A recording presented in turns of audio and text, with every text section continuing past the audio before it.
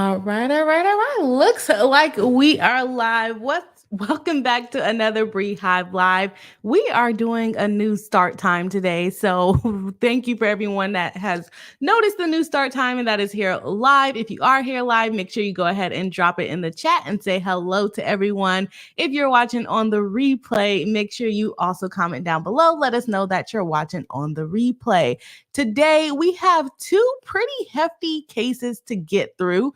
One case that we have been covering since its inception on the first complaint, and then there was a second complaint, and then a third complaint, and now we are finally at the end of this case. Hopefully, we'll talk about a little bit more about that of why it's hopefully and not a for sure in, because, let's just throw a hint in there. There could potentially be an appeal if Samantha does not agree with what happened in that case.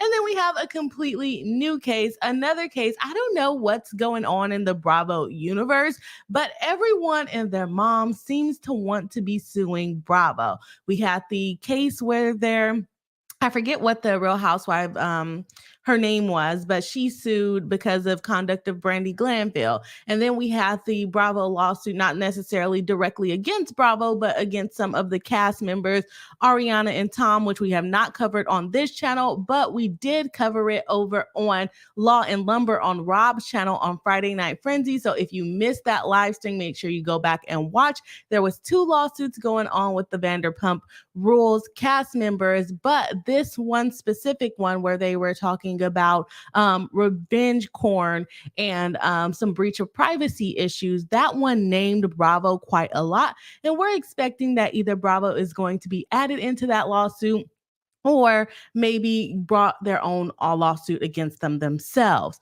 And then now we have this lawsuit where we have a Real Housewife of New York, another Real Housewife of New York. I don't really watch that season, so I'm not really familiar with her, and looks like she came on season 12, season 13.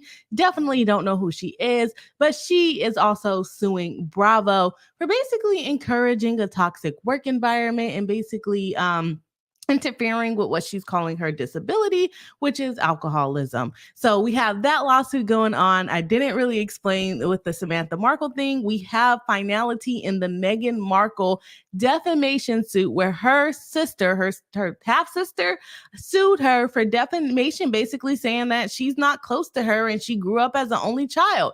We talked about that on this channel. Those are opinions. You can't sit here and say if she mostly grew up with her dad without you. She tried to tell Meghan that she lived with her dad and not her mom. I think Meghan would be the one to know where she lived. Now, maybe dad was telling Samantha that that Meghan lived with him, but she didn't actually.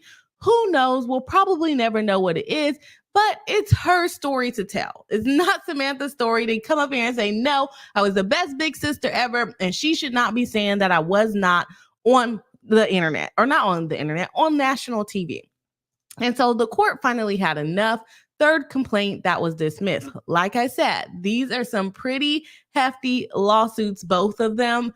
Meghan Markle's being the order being 50 some odd pages long, 58 pages long. And then we have the Bravo lawsuit against Andy Cohen and Bravo, that one being 109 pages long. Why? I don't know. It's a lot of facts. Do we need all of the facts? I don't think we need all of the facts, but there are quite a lot of facts in that lawsuit. So we are going to be jumping around in that one because I know I'm starting earlier streaming tonight, but I don't have time to be here all night going through these allegations. Kimmy did go and highlight through it for us. I want to just make sure there's no pictures at the end of it or something. And it doesn't look like it's 109 pages full of words, which is completely ridiculous if you ask me, all to basically repeat some of the same issues going on. And Andy Cohen was not really happy about this. He's like, this is a money grab. Basically, why am I listed in this? But she seems to have a lot of facts. So we're going to jump right into the lawsuits as soon as I say hello to everyone in the chat. So if you are watching live, be sure to go ahead and let us know that you're watching live, and then we will say hello. We need Bossy the Bee to bring us in. Come on in. Come on. All right, Bossy's been off for a 5-day weekend. Welcome back, Bossy. Let's see who's here in the chat. We have Sarah H saying hello, hello, and welcome into the live stream. Nice to see you tonight. And y'all know what? I'm like trying to stream earlier, but I did not realize that it was still going to be light outside. So it's like messing up with my dark room illusion that I had going on. Also, I probably have my ring light turned too far up, so that could be another issue of why my screen feels pretty bright. I want it to kind of be darker, but I have on shorts today, so I'm not standing up. TawnyaD says, hello, everyone. It's good to be back. Welcome back, Tanya. How was the concert? I hope it was everything you imagined and you hoped for. Nice to see you tonight. Member, moderator of the chat, welcome back. Marguerite Mitchell says, hello from beautiful British Columbia, Canada. First time came from Runkle. Well, welcome over. Nice to have you here in the BriHive Live. We are going to be getting into some interesting cases today, so hopefully you enjoy. Dottie Gendra Newsom says, hi, Bri, first time here. Hello and welcome into the live stream. I'm glad you guys were able to make a live rather than having to catch the replay. Definitely appreciate you guys coming by. Tanya saying hi. Kimmy Locker, our member, moderator, consultant, paralegal of the channel, saying hello, BriHive. Welcome to Marguerite Mitchell and Dottie. We're happy to have you here. Yes, of course we are. Everyone saying welcome. TawnyaD saying, I forgot all about Samantha Markle. I did too. Remember we last covered her last year, I think around November time, and they're just now coming out with a decision for us. So we forgot about her, and woo child, hopefully we can forget about her for the rest of our lives, okay? Hopefully she does not come back. She does not appeal this. Kimmy Locker says the Caroline Manzo is for, it was the New Jersey one sued Bravo over Brandy Glanville. Okay, I thought she was also New York, but Kimmy is letting us know that it is New Jersey. TawnyaD says, by the way, you did great on Rob's stream. Oh, did you go back and watch it? Yeah, no, it was a good time. If you guys missed Rob's stream on Friday, we had a good time. We had good laughs. We had a couple technical difficulties. So if you missed it, make sure to go check it out. It was a good time. Small, another member and moderator of the channel. Welcome back into the live stream saying, what up, BriHive? Hope everyone is well. Hello and welcome back into the live stream. Nice to have you here tonight. Dottie saying live. I think that was from something earlier. Sarah H has found you from Rob's channel. You seem so fun. I'll have to be replay crew for the rest of the stream. No problem. We are happy that you at least stopped by during live, and hopefully you enjoy the replay. Dottie says, came from Friday Night Frenzy. Okay, yeah. That was a good night. That was a good night. Well, welcome over. I'm glad that you followed us over here.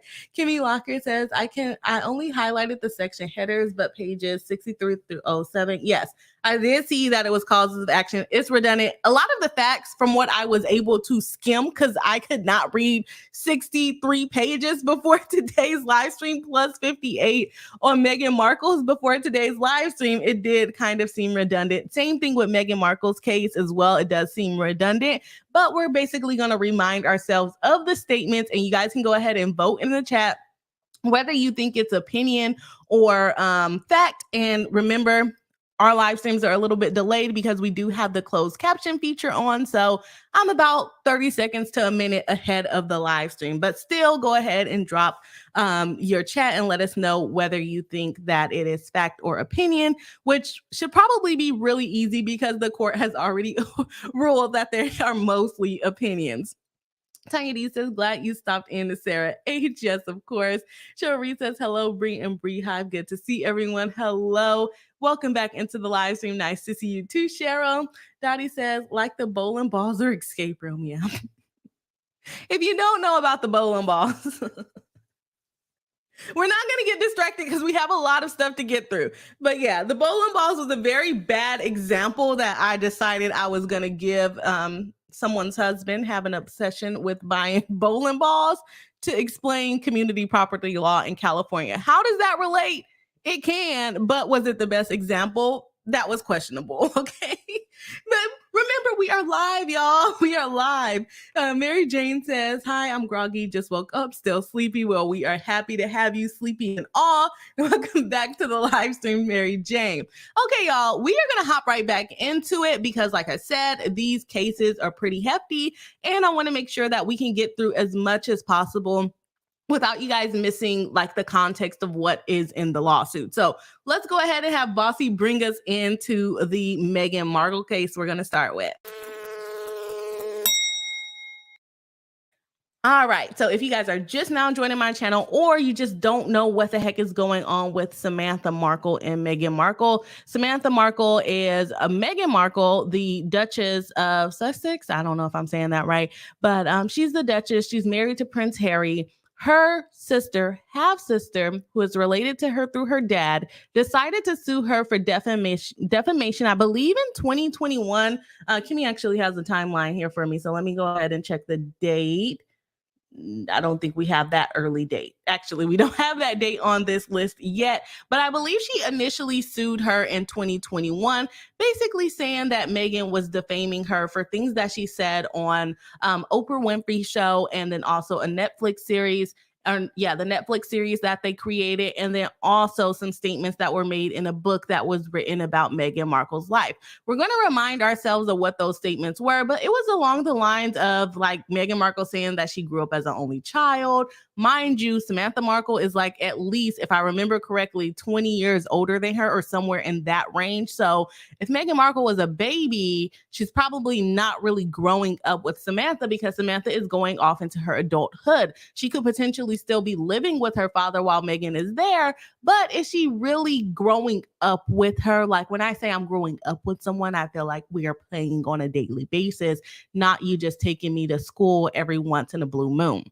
So something along those lines, saying that she wasn't really close to Samantha Markle and all of these things. And Samantha did not like it. She decided to file a lawsuit. The first complaint got dismissed with prejudice as to the book comments, what was written in the book, because basically Meghan Markle could not we're going to get into this because this actually re-explains everything. I don't know why I'm trying to re-explain y'all the background when the court does a wonderful job in re-explaining us the background. So let's just jump right into it. Let me not get too ahead of myself here. So let's figure out how to share the screen. I get control back of my screen. I was struggling on Rob's stream because I was like, he was scrolling. It was scrolling too fast for me. It was, I like to have control over my own documents. Sorry, Rob, no offense. Okay. So we have Samantha Markle versus Meghan Markle. This cause comes before the court upon defendant Meghan Markle's motion to dismiss the third amended complaint. Like I said, this case started, I believe, in 2021. If Kimmy knows the answer, please correct me if I'm wrong. And then she filed one complaint. That one got partially dismissed. And then she had another second complaint. And then that one got dismissed without prejudice. And then now we're on the third amended complaint where she added an extra cause of action. So there's that. Okay, so this comes to the court for the third amended complaint and incorporated memorandum of law. Plaintiff Samantha Markle response in opposition and respective reply.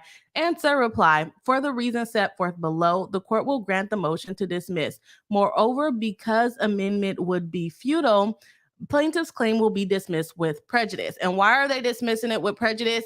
Because this is her third amended complaint. She's already had two other times to correct her issues, and she's just not getting it together. So the court is dismissing it with prejudice, meaning that she cannot bring these claims back. Can she appeal them? Yes, she can appeal them. Okay, let's get into the factual background to remind us of what is actually going on in this case. This motion addresses the third iteration of plaintiff's complaint, in which she brings one count of defamation and one count of defamation by implication. Previously, the court granted the defendant's motion to dismiss the first amended complaint.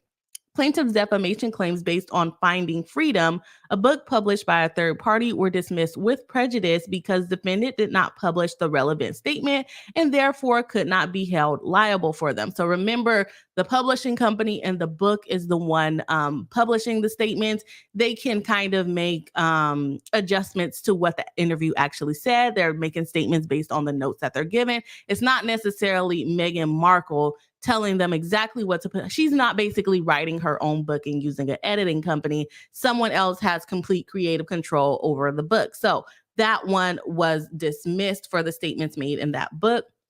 The court dismissed defamation claims based on 3 statements from the television or the televised interview without prejudice, based in part on plaintiff's mischaracterizations of this transcript.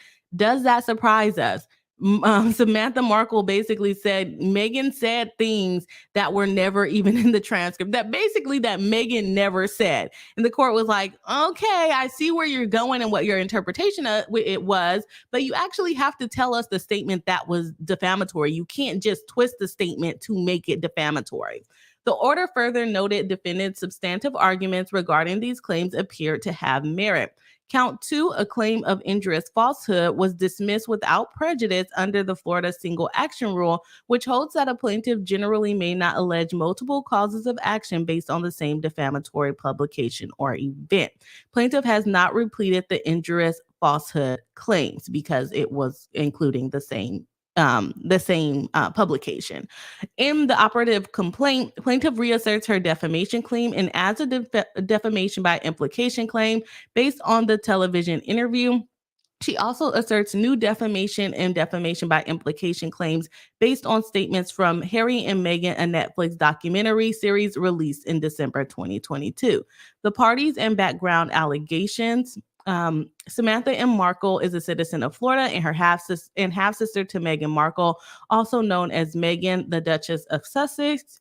The two were close during childhood. And so I'm sorry, I forgot to make this a little bit more clear. This is basically the court reiterating what was alleged. So we're going to be reminded of the statements of what she's saying is defamation in this section of the order. So Samantha Markle is the plaintiff. She's a citizen of Florida and half-sister to Meghan Markle. The two were close during childhood, and plaintiff regularly drove defendant to school and helped her with homework. They had a good to wonderful relationship. If she said she's not close to you, how are you going to come and tell the court, whatever, let me get through this. As defendant achieved success as an actress, she no longer had time for plaintiff, and the two stopped visiting by 2016. Then once defendant met Prince Harry and became engaged to him, the half-sisters became estranged. I can never say that word. So she's basically saying that Meghan got famous and she left the family behind, including Samantha. A lot of the things that we talked about on this channel before is that it looks like Samantha's just trying to chase clout. You know, you're chasing around your sister that's 20 years younger than you because she became an actress and now she's a royal family member, although she kind of exiled herself from that. But either way, it comes off as Samantha is chasing clout. Let me know what y'all think about Samantha and her claims in the case. In 2017 and 2018, defendant hung up on plaintiff during a phone call and ultimately of her family members only invited her mother to the royal wedding. Plaintiffs were subsequently discovered by media in an interview stated that defendant had not. I don't like how the court is writing. Like, is it me that can't read, or is this poorly written? It might be me, but I don't think it's me this time. Let's see. In an interview, stated that defendant had not contacted their father after he suffered 2 heart attacks. The press used fabricated quotes and wrote that plaintiff bashed defendants. Subsequently, defendant allegedly started a smear campaign against plaintiff and began to resent her. Remember, this is all of Samantha's arguments.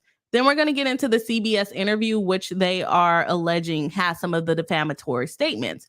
The CBS interview on March 7, 2021, Oprah Winfrey interviewed defendant and Prince Harry on a televised CBS special. Approximately 50 million people tuned in.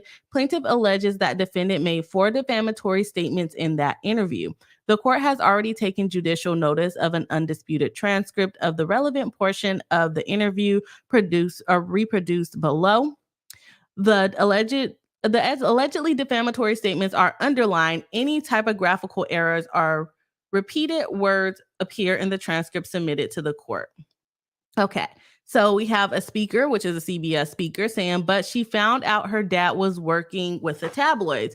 Defendant says, okay, they said they were underlined, but I don't see the underlining. Okay.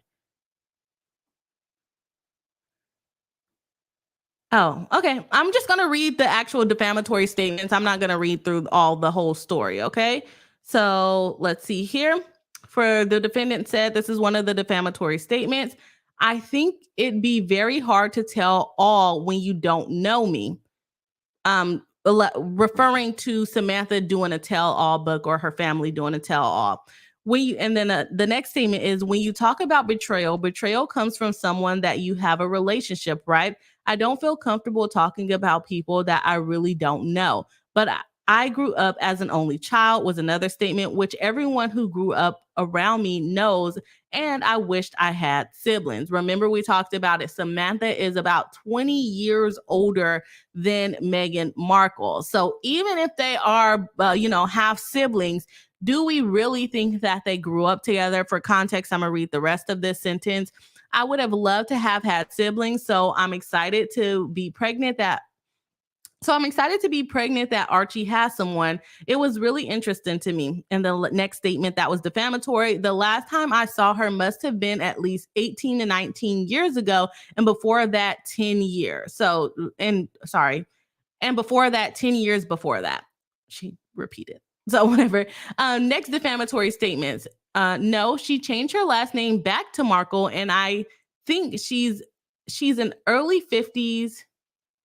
Yeah, and I think she's in early 50s at the time, only when I started dating Harry. And so I think that says enough. So basically alleging that Samantha Markle changed her last name from her married name, which she had years. I believe she had it like 12 years after she was divorced, if I remember correctly. 12 years after she divorced her husband, she had that last name. And then basically as soon as Meghan Markle started dating Prince Harry, then she changed her last name back to Markle. She has her own arguments regarding but that is what it is. Okay. So for the Netflix series, beginning in December 2022, the streaming platform Netflix released a 6-part miniseries entitled Harry and Meghan. The series, a joint effort between Defendant's production company and another entity, was filmed, edited, and produced for Netflix under the direction of Defendant and Prince Harry. It consisted of 6 episodes, each spanning around an hour and featuring interviews with Defendant, Prince Harry, and friends and families, and interested and participatory parties. The series directly or indirectly references plaintiff in 4 episodes. Plaintiff alleges that 14 statements from the series were defamatory, including numerous statements by Christopher Boozy. Who remember Boozy? Is that still? I have not heard anything about Christopher Boozy in so long with that spout that he had against the legal YouTubers. He's a non-party to the suit. Uh-oh. Why is it scrolling so fast? Okay, come back. Okay. And then we get into damages. Plaintiff lives in Lakeland, Florida, where she is well known. She's well known for her ties to the defendant. As a result of the defamatory statements, defendant's fan base, including her significant part of Lakeland's population, became angry with plaintiff and turned against her. Plaintiff became known as an opportunist, trying to cash in on her sister's success and fame despite having no relationship with her. The defamatory statements caused prejudice, injury, and harm to plaintiff's reputation, as well as anxiety and emotional distress. She received hate mail, ongoing negative press, and was stalked. Moreover, plaintiff has been unable to work as a mental health counselor due to reputational damage. Meghan made other arguments that she hasn't been able to participate in working because Samantha has a disability. I can't remember exactly what it is, but she basically hasn't been working even before all of this stuff happened. So whether her ability to work is caused by the statements made by Meghan or from her own disability and own issues that she has herself, I don't know. I don't think so. It seems like she was not working before all of this started going down. So Now, regarding judicial notice, the court heard oral argument on this motion on November 8th, 2023. At that proceeding, plaintiff's counsel indicated that plaintiff did not oppose any portion of defendant's request for judicial notice in support of the motion to dismiss. He also agreed to withdraw plaintiff's claims based on statement 6 from the Netflix series. Thus, the court takes judicial notice of the provided transcript and footage of the Netflix series. And when they're saying takes judicial notice, is that the parties in the court is basically accepting this information as accurate and true. They don't need to argue this is the actual transcript from the documentary. This was the actual order from this hearing, blah, blah, blah. They're basically all agreeing, and the court is agreeing to take notice of it and have that into their file without them constantly needing to refile it. Okay.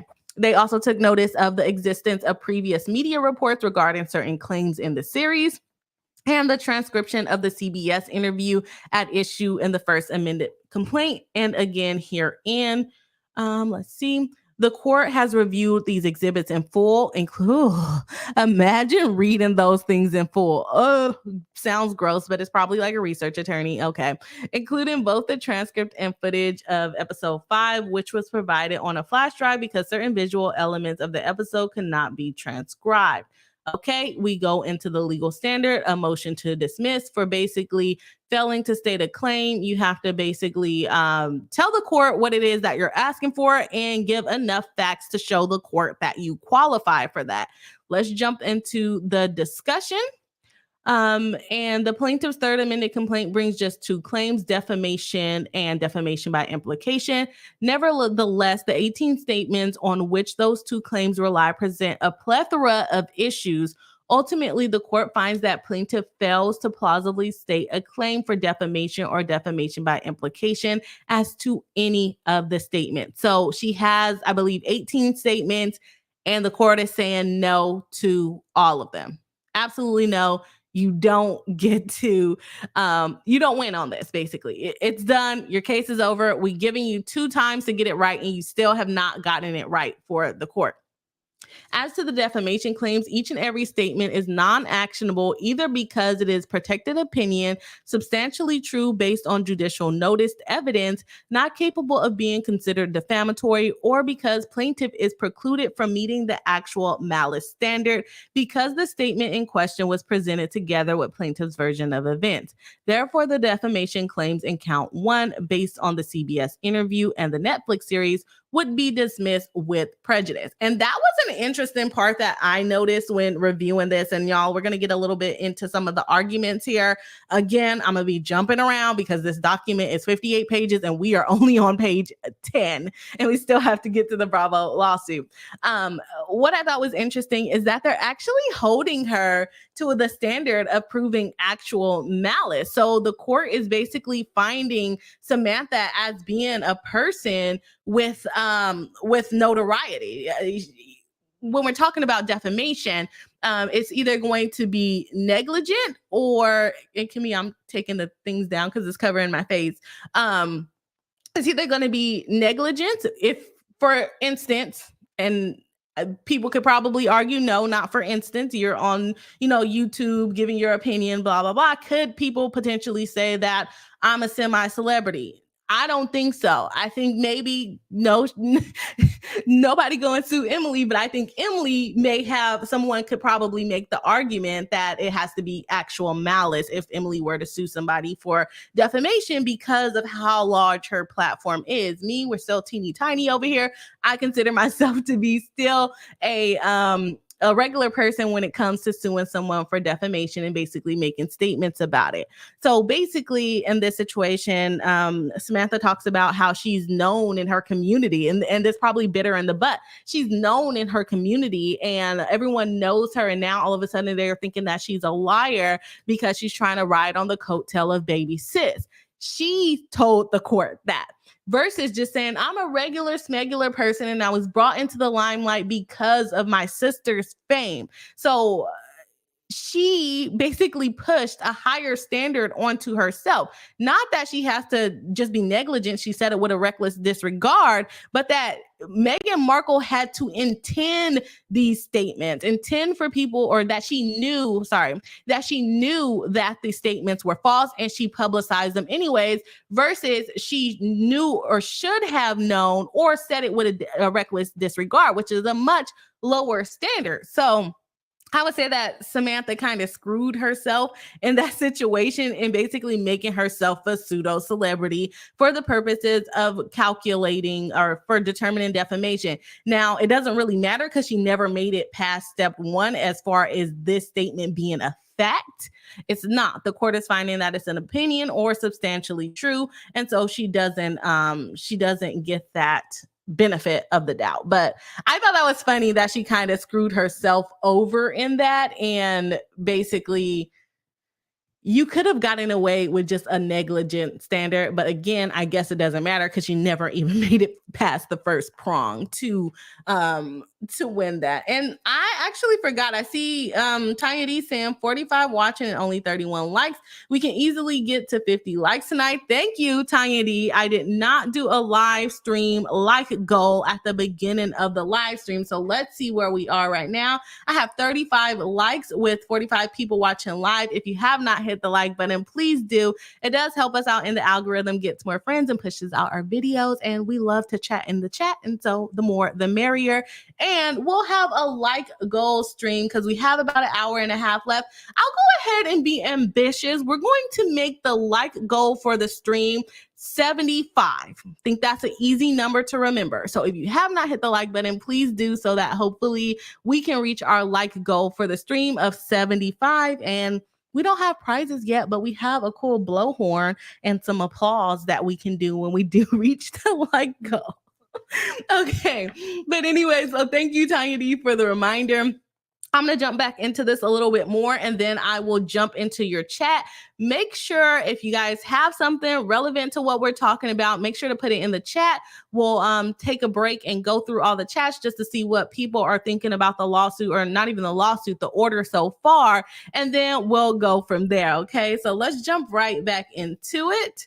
Where was I even at? Okay, so as for count 2, plaintiff's own allegations contradict the elements of the claim. Remember, she's claiming defamation and defamation by implication. She repeatedly asserts that each of defendants' relevant statements is false, but a defamation by implication claims requires to identify statements that are true but create a false implication. Moreover, as the protections of the defamation law extend to defamation by implication claims, and the court has determined that each statement is non-actionable, plaintiffs' claim in count 2 are deficient twice over. Moreover, plaintiff fails to plausibly plead actual malice. Therefore, as described below, plaintiff cannot state a claim for defamation by implication, and amendment would be futile. So she will not be able to overcome this, remember, because she's saying everything is false.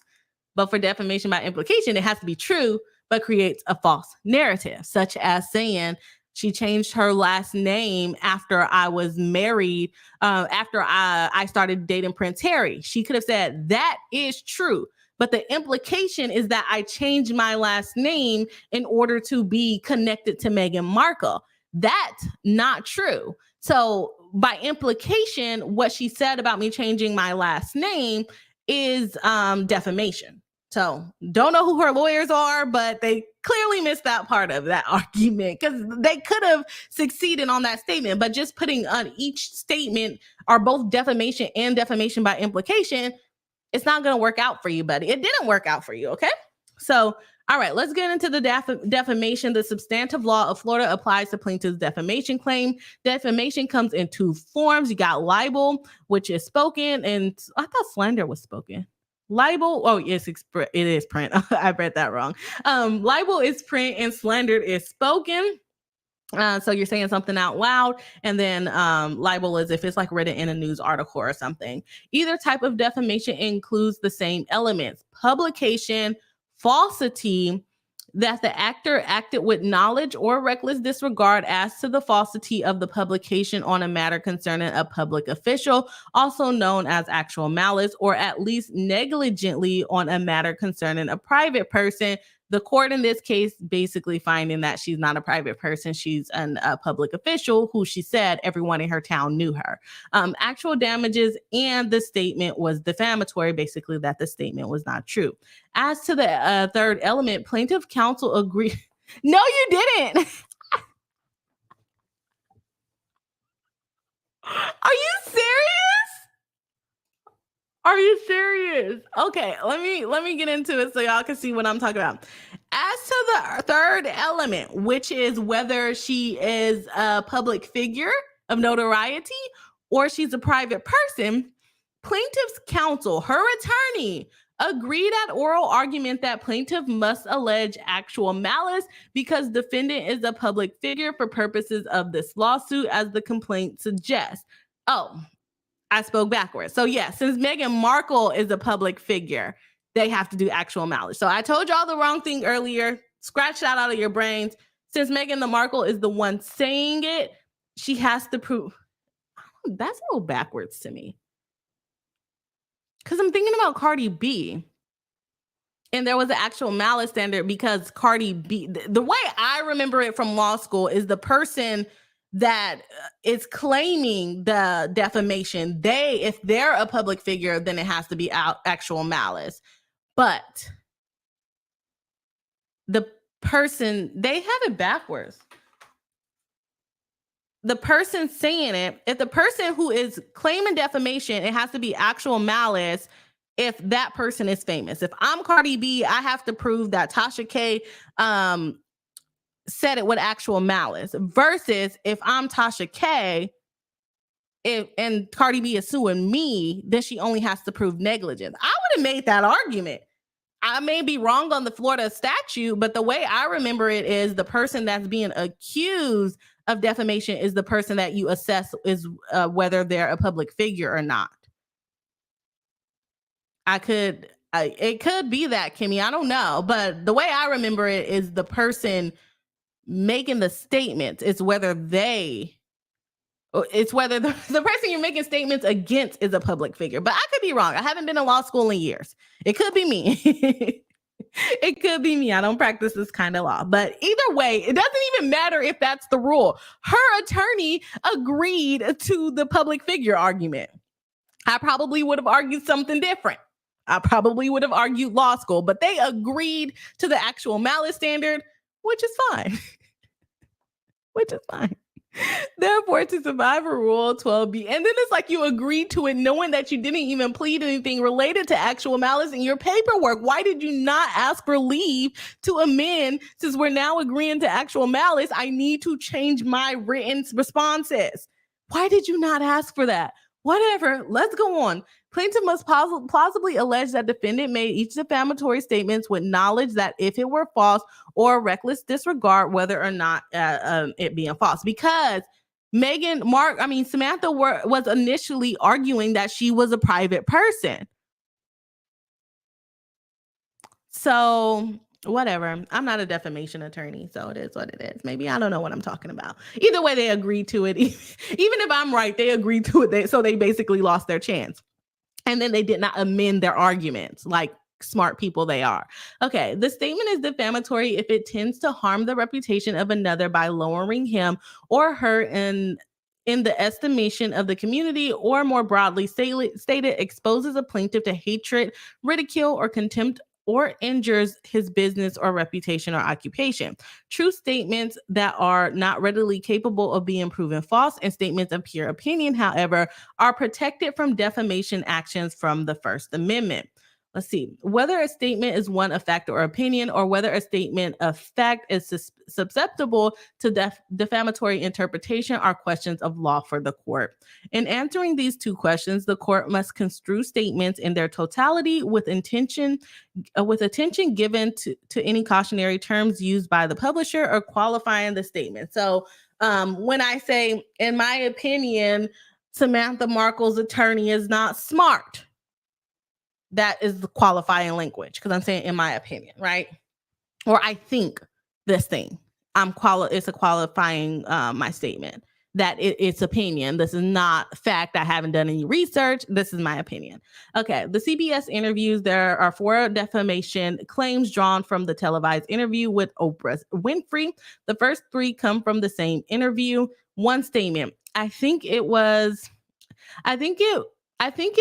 here we go with this horrible sentence. I think it'd be very hard to tell all when you don't know me. And this is a very difficult situation than my dad, right? When you talk about betrayal comes from someone that you have a relationship with, right? I don't feel comfortable talking about people I don't really know. This is reflecting her comfortability and how much she knows them. She goes on to say, but I grew up as an only child, which everyone who grew up around me knows, and I wish I had siblings. Next statement. The last time I saw her must have been at least 18, 19 years ago. And before that, 10 years before that. We talked about it on this channel before. We did the calculation and it was pretty accurate. And that is an estimation. Okay. Next statement in the Oprah interview. No, she changed her last name back to Markle. And I think she's in her early 50s at that time, only when I started dating Harry. And I think so. And so I think that says enough. So again, she could have probably qualified this one as defamation by implication, that she only changed her name back to be associated with me.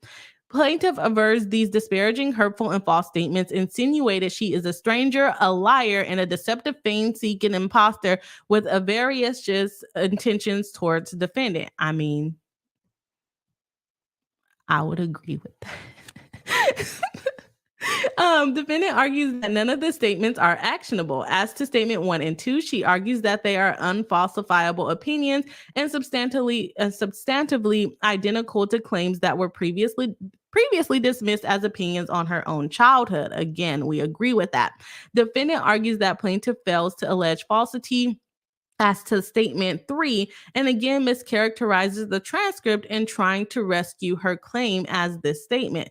Finally, defendant argues that statement 4 is substantially true and thereby incapable of supporting a claim. Again, she could have possibly done defamation by implication on that one, but she's saying it's false. She didn't change her name after she started dating Harry. In response, plaintiff concedes that the first 2 statements may be opinion. So you're agreeing that it's not actionable. Who is your attorney? Maybe opinions, and the third is incorrect only as to the amount of time that lapsed between visits. So it was an estimation though. Anyways, however, plaintiff asserts that these statements combined with the fourth most damaging comment regarding her use of the surname Markle sufficiently state a claim. So she wants us to put all of those sentences together and make an inference that Meghan doesn't know her. How do we prove that Meghan knows her like that? And what is the standard of knowing someone like that? She said, I don't really know her, or I don't want to talk about people I don't really know them. How do we measure that? We can't. And that's why the court cannot go forward with it, right? Further, plaintiff maintains that the statement can be proven. Okay. She also how? She also argues that the substantial truth doctrine does not apply because defendant stated her opinion based on facts are not disclosed, and the statements were thus mixed opinions rather than pure opinions. Lastly, plaintiff emphasizes the millions of viewers worldwide that watched the Oprah interview and argues without citation to authority or further explanation. Yeah, like, what are you talking about? Where's your authority? But she's arguing it without authority. And when we're talking about authority, she's basically not citing cases, and she's not citing statute that will support her argument. Basically saying this is mixed. It's not pure opinion. Okay, what is your source? What is your source, Samantha? You can't just throw it out there and hope the court agrees with you. So lastly, plaintiff emphasizes, okay, we already got that one. That libel by implication is obvious based on the audience to which defendant made the statement. So because there were 55 million people or however many people watching, she's basically saying anything that Meghan says that's negative about her is libel by implication. No, it doesn't work like that. It doesn't work like that. Okay. Defendant replies that the substantial truth doctrine does apply, that the statements were not mixed opinion, and that all the interview claims should be dismissed. The court considers each statement individually, drawing all reasonable inferences in favor of plaintiff because she's the one filing it. That means they're giving her the benefit of the doubt. We're giving Samantha the benefit of the doubt, and the court still didn't agree with her. Before doing so, however, the court notes that several allegations, in particular those relating to falsity, immediately suggest that plaintiff disagrees with defendant's opinion rather than statement of fact. Exactly. She disagrees with her opinion. I don't know her like that. Here we go. For example, plaintiff alleges that the statement painted her as a stranger and a liar and a deceptive fame seeker imposter with avaricious intentions. That goes on to argue, and she then goes on to argue that statements insinuated that plaintiff has concocted a fictitious story to reap some inappropriate reward from defendant's fame. These and other allegations discussed below are consensual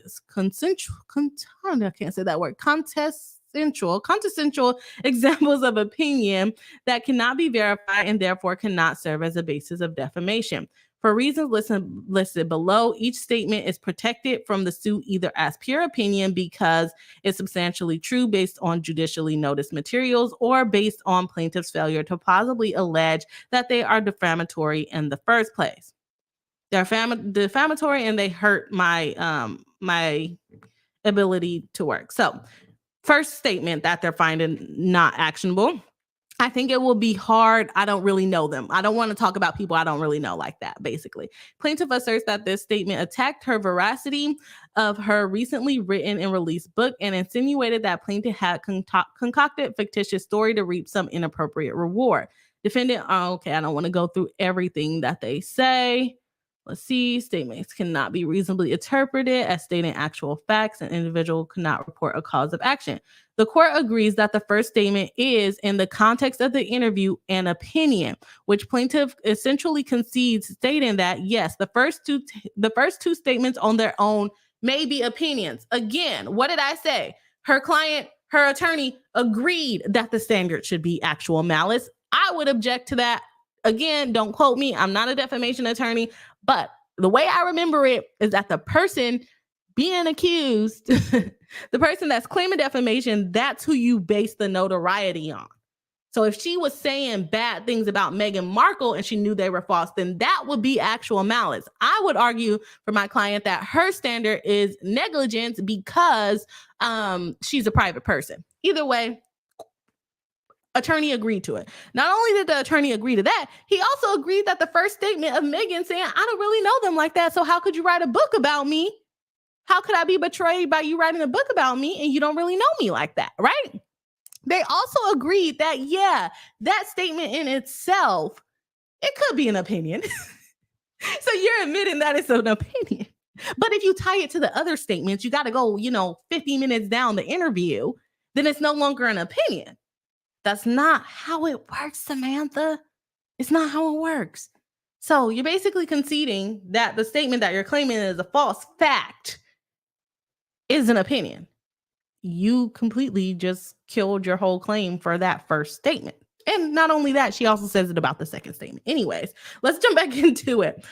First, the statement must be considered from the perspective of a reasonable viewer, not because you're offended by it, Samantha. Okay, in that light, the court can only conclude that defendant's statement is an opinion about her childhood. Reasonable person, not you being all salty, Samantha. Reasonable opinion about her childhood and relationship with plaintiff. As the court noted in the prior order, defendant went so far as to qualify her statement with the word really. I can't really talk about people I don't know, right? To make clear that she was not suggesting that she did not know who plaintiff was, as plaintiff implies. Thus, as a reasonable listener would understand it, considering the qualifying terms in defendant's statement, she is merely opining that she did not have a close relationship with plaintiff, which she is more than welcome to do. What it means to be close, to share a relationship with someone so intimate that you really know that person, is a subject that might make good fodder for philosophical, psychological, or personal exploration. However, it is not capable of being definitively answered. Plaintiff cannot objectively prove that she really knows defendant. Exactly. how do we measure what is really knowing someone? That's basically where we're going with that. Moreover, defendant is correct that the concept of betrayal would typically be a matter of opinion, as other courts have found.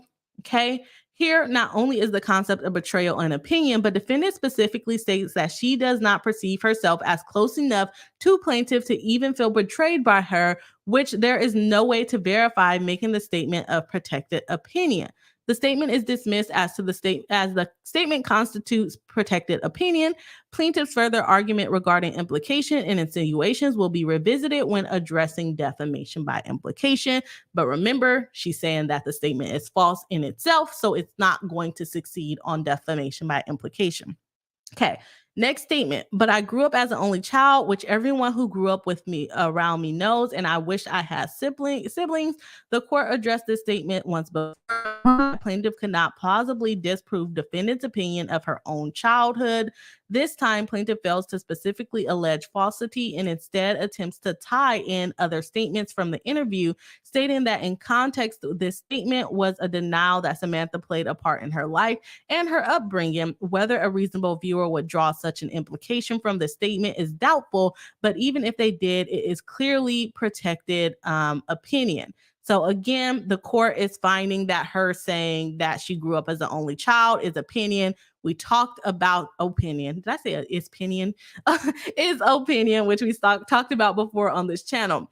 Next statement. The last time I saw her must have been 18, 19 years ago, and before that, 10 years ago.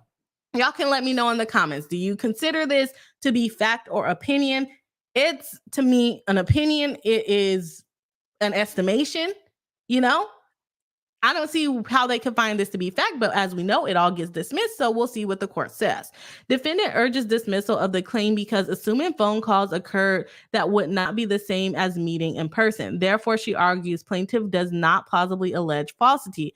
As to the suggestion that the statement implied plaintiff was a liar and fame seeker, defendant claims that this is another improper mischaracterization of the transcript. Finally, defendant argues that defamation law is concerned with truth, not generosity, and that thus no duty to mention phone calls during the interview.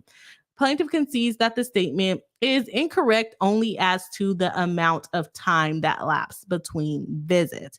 Again, what comes off when Meghan said it as an estimation, not necessarily like, last time I seen her was December 1st of 1994.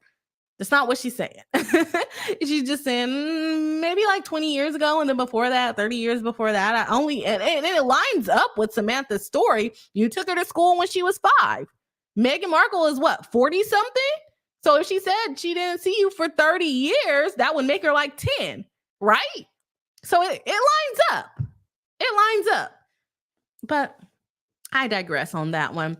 Plaintiff concedes that the statement is incorrect only as to time. She argues, however, that it is objectively verifiable that the last time plaintiff and defendant met was far more recent than defendant said. Then plaintiff proceeds to connect the statement to others from the interview and argue defamation by implication, which the court will address with the rest of count 2. A plaintiff must specify the false statement or statements caused her injury. Here, plaintiff has failed to plausibly allege that defendant's statement were substantially or materially false. Again, the amount of time that she's seen her ago, is it material to the statement? Probably not.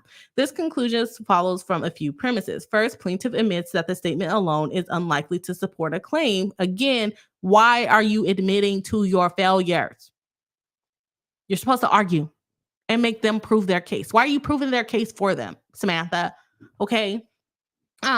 As it is incorrect only as to the amount of time that lapsed between visits. Next, plaintiff responds that it is objectively verifiable the last time defendant saw her was far more recently. This, again, when was the recently? Court says this conclusory assertion in a response omitting when the last meeting was. When was the last time you seen her, Samantha? When did you see her? You're not telling us. You're not telling us this. You're just saying, I saw her far more recently. Okay, when did you see her? It was 9 years ago. You're not going to win, Samantha. I'm sorry, Sammy. No, it doesn't work like that. I saw her way more recently. Okay, when?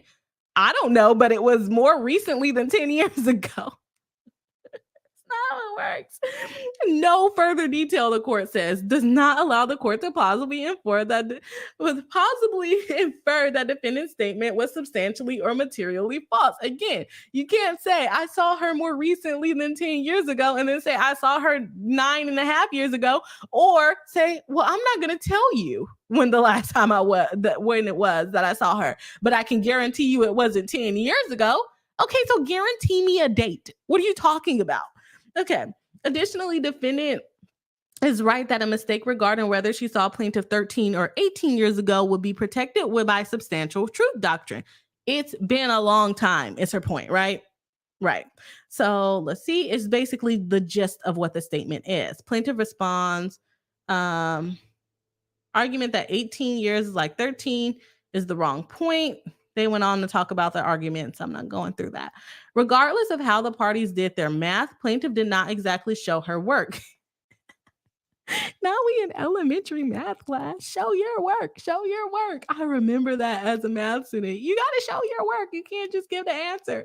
The court agrees with the defendant that the gist of the statement, that is, has been over a decade since the two last saw one another, is the same. Therefore, the statement is protected by substantial truth doctrine, and as such, plaintiff allegations do not allow the court to reasonably infer that this statement is substantially or materially false.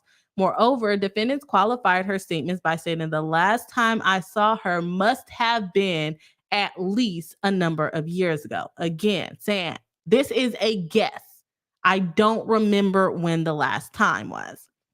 Finally, plaintiff's argument that this statement was mixed opinion is without merit. She fails to plausibly allege that defendants implied the existence of undisclosed fact on which her statement was based. Plaintiff's generic response that plaintiff stated her opinion based on facts not disclosed is a little help her, because the court need not accept such legal conclusions as true. Therefore, as described above, the court cannot draw a reasonable inference that defendant is liable for misconduct alleged based on the statement. Additionally, there is no allegation from which the court can reasonably infer that defendant made this statement knowing that it was false or with a reckless disregard to falsity. As such, plaintiff claim as to the statement will be dismissed.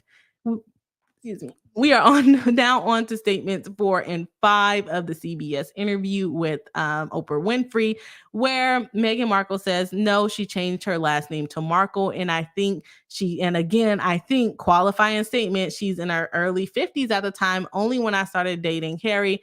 And I think that says enough. Draw whatever inferences you want from that statement is what Meghan is telling us.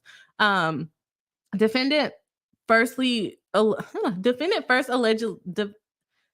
first allegedly defamatory statement consisted of her answering no to a question of whether the plaintiffs grew up together. Plaintiff claims that this is damaging and hurtful. Response attacked plaintiff's veracity, calling into the question on a world stage her own fond memories of the times they spent together. Again, you're 20 years older than her. What you remember what she did when she colored a picture of you at 3 years old, Meghan Markle most likely does not remember that. So you can have all the fond memories you want of her. Doesn't mean that Meghan has the same ones as you. Okay, let me go on. Let's see. Together when they were younger with her father, Thomas Markle, in his home where she was living at the time. Again, defendant's answer in context is clearly her opinion of her own childhood and relationship with plaintiff. It is neither objectively verifiable nor subject to empirical proof. Therefore, it cannot support a claim for defamation and must be dismissed. Plaintiff's attempt to explain why this statement was false, in fact, supports this conclusion. According to plaintiff, defendant's single word answer called into question plaintiff's various fond memories. No occasion or period of time that one person remembers as fond memories may be remembered quite differently by others. Exactly. And either way, an individual's feelings about the past are not objectively verifiable. Therefore, plaintiff's claim as to the statement, which would ultimately have to establish that the two half-sisters grew up together and were close, falls outside the boundaries of plausible defamation. The court considers the second part of the statement as far as the name change. The plaintiff argues that the statement was false and harmful because it was not the time that she began to use the name Markle. She asserts that this statement created an air of mendacity around her and ignored the number of reasons why one might change their name and the unspecified reason that defendant in fact did so. Plaintiff also postulates that the second part of the statement, I think that she's enough, I think that says enough, implies that she was nefariously using defendant's last name to cash in on her sister's fame. Furthermore, plaintiff states that she used the name Markle interchangeably all of life and legally changed her name to Markle only 5 years after defendant started dating Prince Harry. Again, you still changed it after she started dating Harry, and then you wrote a book, and then you brought this lawsuit. So it doesn't really help you. Defendant argues the dismissal of this claim based on the materials that have been judicially noticed and the substantial truth doctrine. She argues that using last name interchangeably would not be substantially more damaging to plaintiff's reputation than changing her name legally for some particular reason. Plaintiff responds that the statement is not substantially true despite her intermittent use of the name Markle. She contends that her complaint avers that she did not change her name when defendant started dating. Again, she's going for like little things. Well, I didn't change it exactly when she started dating him. I waited 5 years until after she started dating him to change it. Substantially true. You only change your name after she began dating Mr. Harry. Doesn't have to be immediately after. It was just after that. Okay. Which the defendant stated as a fact. Based on the materials that have been judicially noticed in the case, the claim must be dismissed based on the substantial truth doctrine. In addition, the plaintiff's failure to plausibly allege actual malice in the conclusory manner. So I think that is enough for that. And then futility, even if they gave her the chance to basically re-allege these things, the court does not think that she would be able to do it. Okay, we are already an hour in and we still got to go through the Netflix documents or the Netflix stuff. So I'm going to go ahead and check out chat and see what the chat is saying so far. Is Samantha unhinged? I'm going to go with yes. I think she's a little unhinged. Just a little bit. But we got Bossy to be in the house. Taking us to the comment section. Okay, let's see. Kimmy says the book was written in 2021 and the first complaint was filed March 2022. Thank you, Kimmy, for the date. So yeah, okay. So this case has been going on for 2 years officially. Well, now it's not going on. So there's that. Marguerite says Samantha equals money grab. So you agree with Meghan Markle and saying it's it's very convenient that all of a sudden you want to write a book about our lives and I don't know you like that, right? Cheryl Reed says a bunch of nonsense, right? TawnyaD says she's too old to be so worried about this stuff. She wanted money, $75,000 plus attorney's fees. Now she has to pick up that bill. Cheryl Reed says to TawnyaD, exactly, I believe it's based on jealousy and money. Agreed. And she just wants a little bit of some of it, right? Israel says, wait, is Meghan Markle's sister suing her? What is this nonsense? Yes, Meghan Markle's half-sister sued her because Meghan says she doesn't know her like that, which is valid. Cheryl Reed says, never mind the fact that Meghan Markle lived in Toronto. Israel says it's jealousy. Agreed. Kimmy says nothing says close loving relationship like a lawsuit. Right. And she still didn't talk to her about it before she filed a lawsuit, probably, right? Israel says this seems like a big nothing burger, which it is. It is. I can agree with that. Kimmy says to Israel, the court seems to agree. Yes, they did. YR says, hey, y'all, just joining here from Rob. Loved you on Friday Night Frenzy. Hello. Welcome into the live stream. Nice to see you tonight. And yes, big welcome to everyone that has come over from Friday Night Frenzy. We are happy to have you here. I hope that you're enjoying the content and hopefully we can have many more live streams.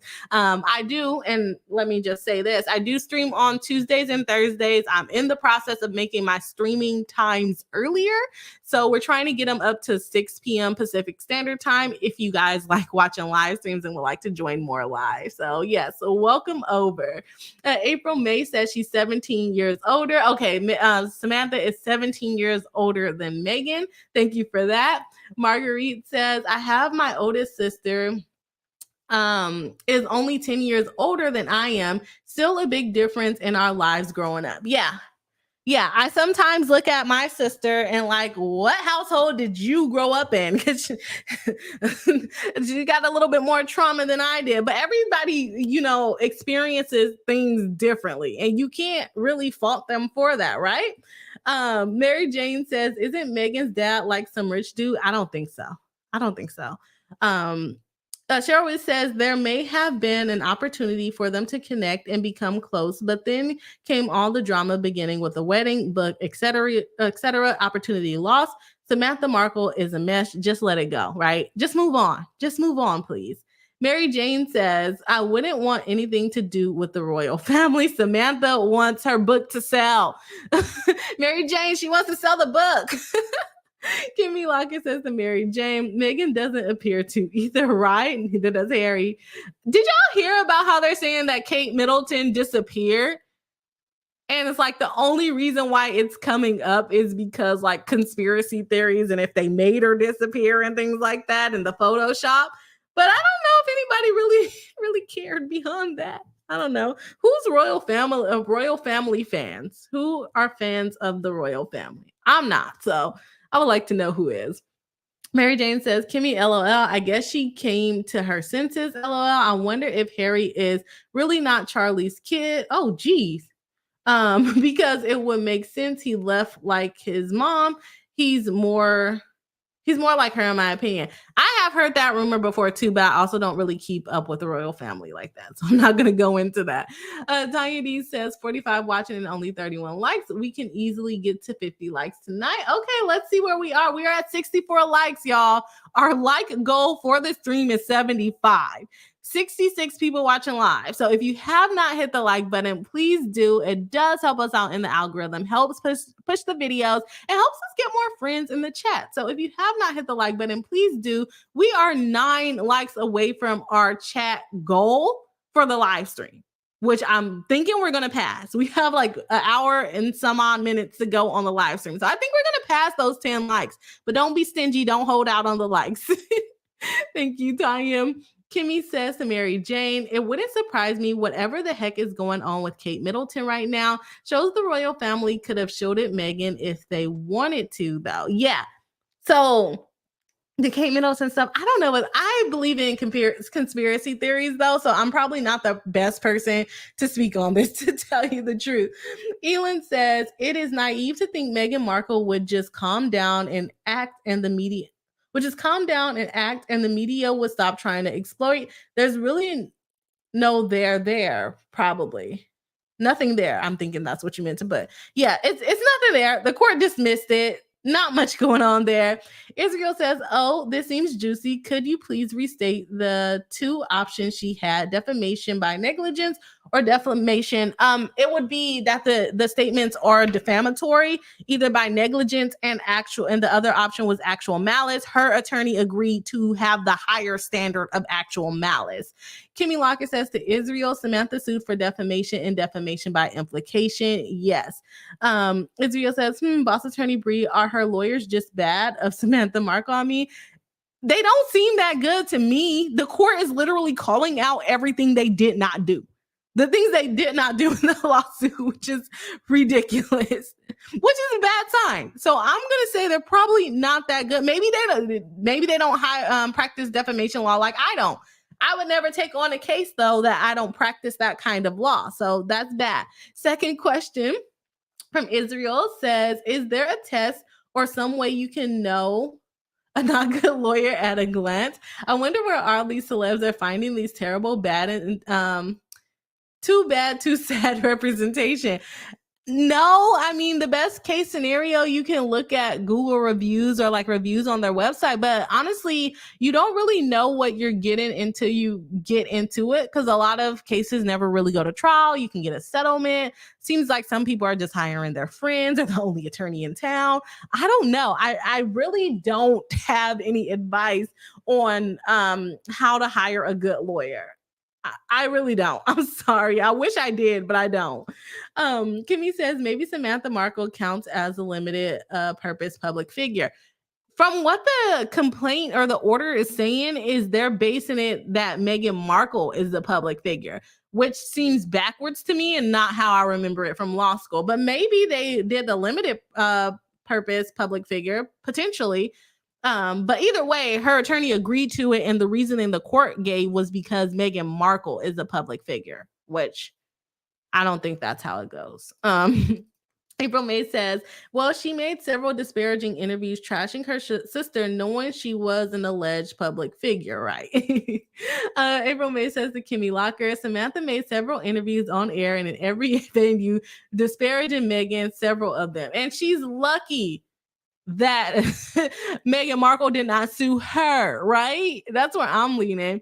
Kimmy says to April, gotcha. I wasn't sure which you were referring to. Yeah, part of Meghan's request for judicial notice was plaintiff's involvement in the alleged cyberbullying of Meghan. Oh, I didn't know that.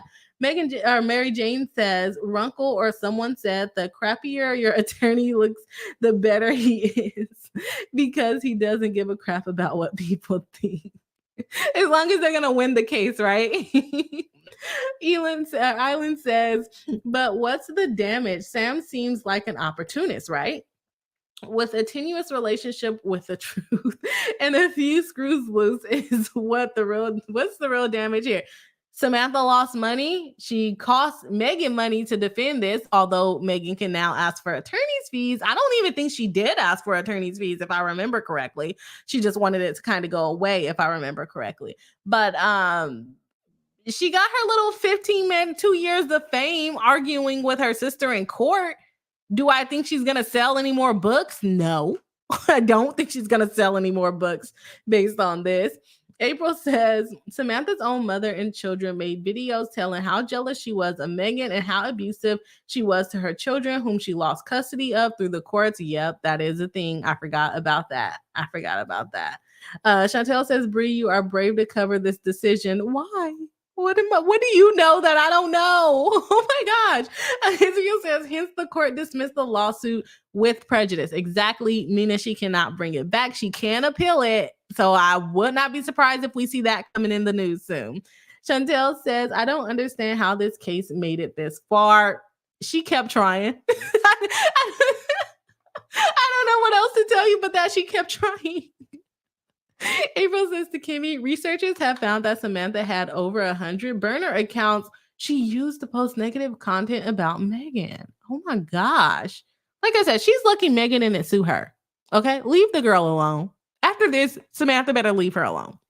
Winnie R says, I have a half brother who is 13 years younger than me, and I wouldn't be offended nor disagree if he told people he grew up as an only child. I live with my mom and he lived with our dad and his mom.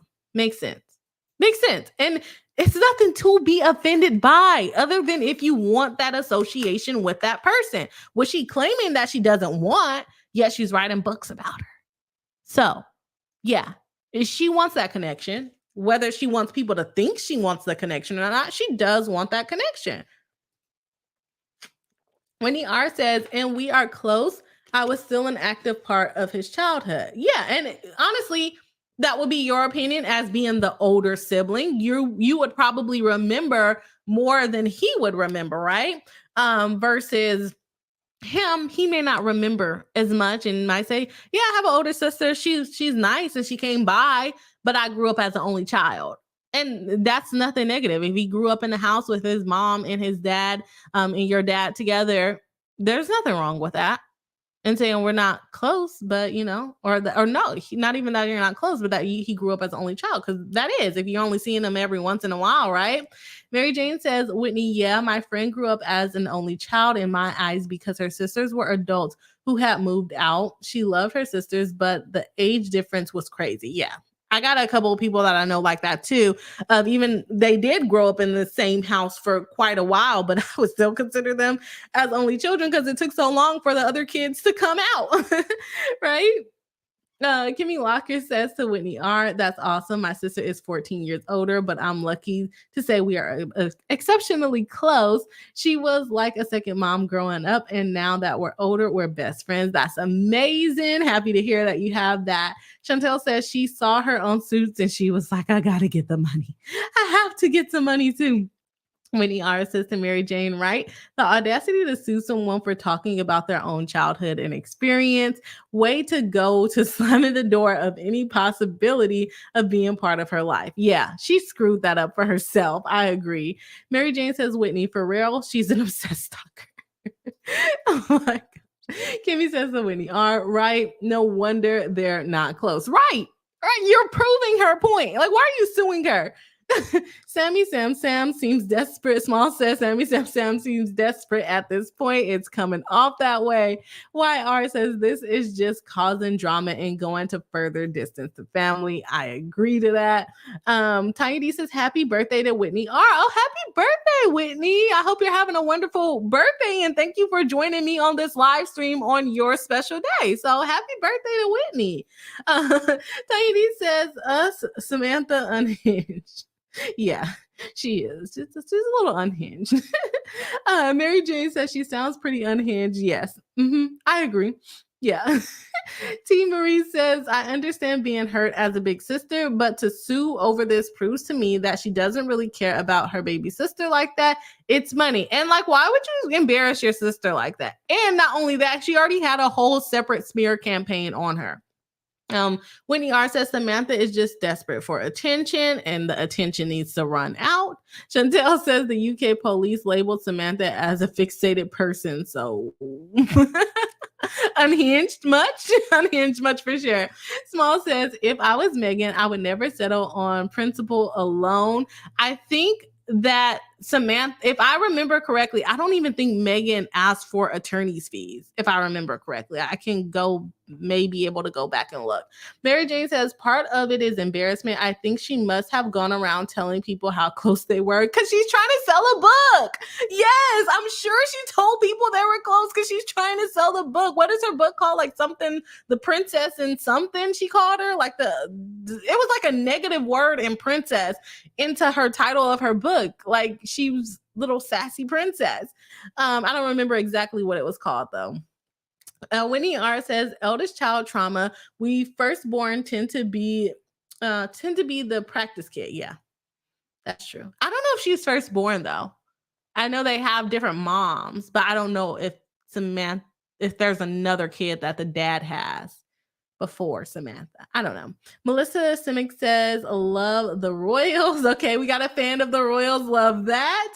Marguerite says, I believe Meghan lives in California, Montecito. I don't know. I don't know that. Brittany R says, Breadheads run on the Spencer side. Harry definitely looks like his mom's side to his benefit. Not a royal fan, but love Princess Diana for her charity work. Oh, that's awesome. That's awesome.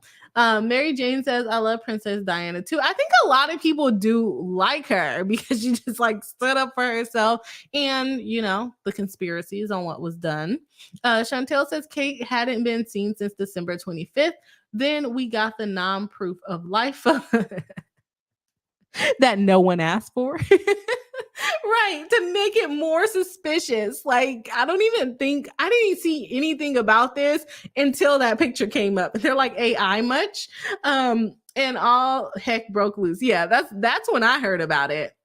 Marguerite says Kate was in the hospital for 2 weeks. That's what they're saying. They said that she is recovering from an abdominal surgery. Kimmy Lockett says maybe it's based on Meghan's status as a public figure since she was talking about her own upbringing in life. I don't get that tie. But again, I'm not going to focus on it because whether or not that should have been the standard, her attorney agreed for it to be the standard. It was bad. That's bad. Whitney R says, well, Samantha could be considered a limited public figure for the basis of her book and the defamation related to the claims of the book. Yes, but that's the only reason why I'm saying it's because that's not the court reasoning. The court's reasoning is that Meghan Markle is a public figure. That was the court's reasoning in this order. Maybe they considered other things. I don't know, but it's not in this order. So it could be, but from what I'm seeing, it's just based on on Meghan's status. Kimmy Locker says to Whitney R., that's what I thought, but Samantha's attorney agreed at oral argument that they had an alleged actual malice, or that they had to allege actual malice because Meghan's a public figure, which I still don't agree with that. But that's what the court said. Such weird behavior. Yes, Jazzy G, welcome in, another member of the channel. Welcome into the live stream. Kimmy Locker says, according to the judgment, Meghan could still file a motion seeking attorney's fees and costs. Yes, she can. She can still file a motion, but I'm saying I don't think she originally requested it. And I really don't remember. I just feel like I saw a case where someone did not originally seek cost because they just kind of want it to be over, and I feel like it's this case. Jesse G says sounds like jealousy. Also, I would agree with that. Kimmy Locker says jealousy, ego, and nonsense, wasting the court's time. How do you file 3? Which Illuminati did the same thing. I was going to do a deep dive on that this week, but I have not had time to kind of do the research on the Illuminati case. So, but yeah, nonsense. 3rd complaint, similar to Illuminati, Samantha is out of here, okay? Henhouse Bath Co.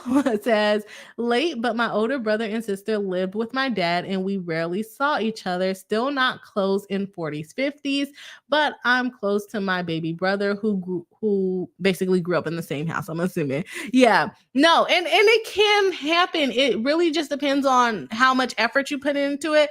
I think growing up in separate households makes things difficult, way difficult. And the fact that she's like 17 years, at least 17 years older than her, I wouldn't, if she's not living with a dad and she's not coming over every day to play with her after like age 5, Meghan's not going to remember that. She had to remember all those lines for Suits. Why would she remember Samantha taking her to school? And remember all the rules for the royal family? I think she emptied that footage out a long time ago. Right? Winnie R says, oh man, that lawsuit is a hot mess for the Illuminati one. I have not looked at anything on it. I've only seen like people reporting on it, but I have not actually looked into it.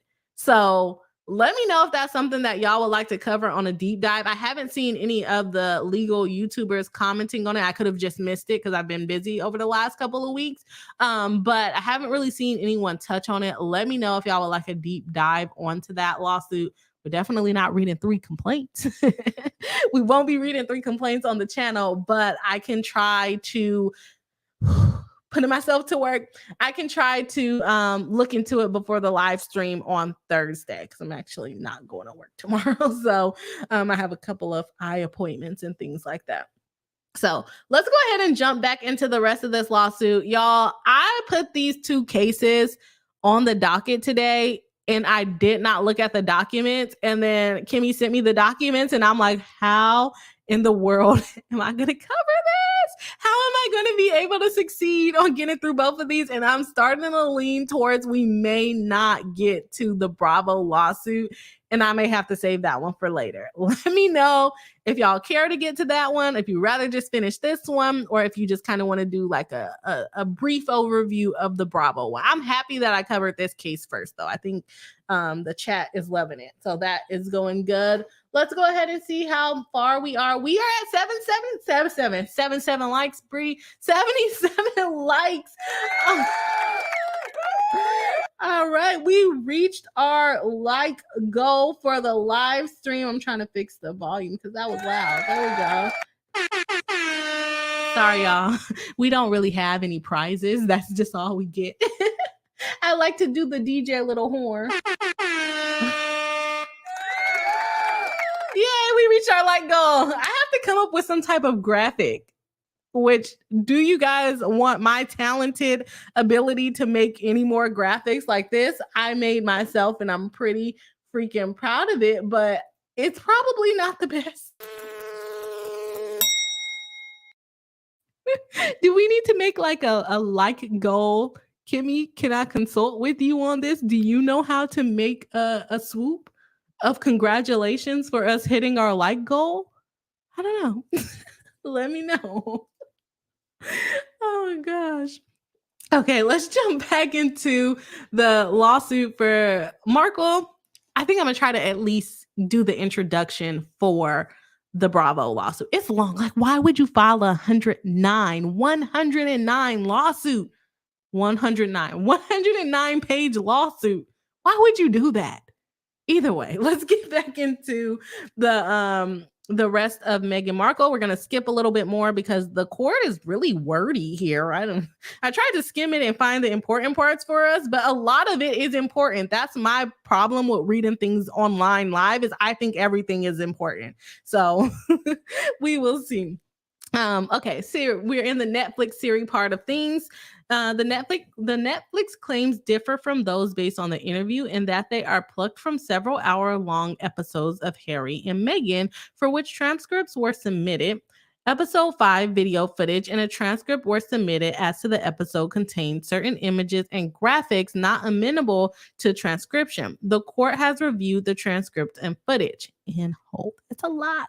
The defendant separates the Netflix statements into two groups: those said by defendant and those said by Christopher Bouzy, a non-party interviewed in the series.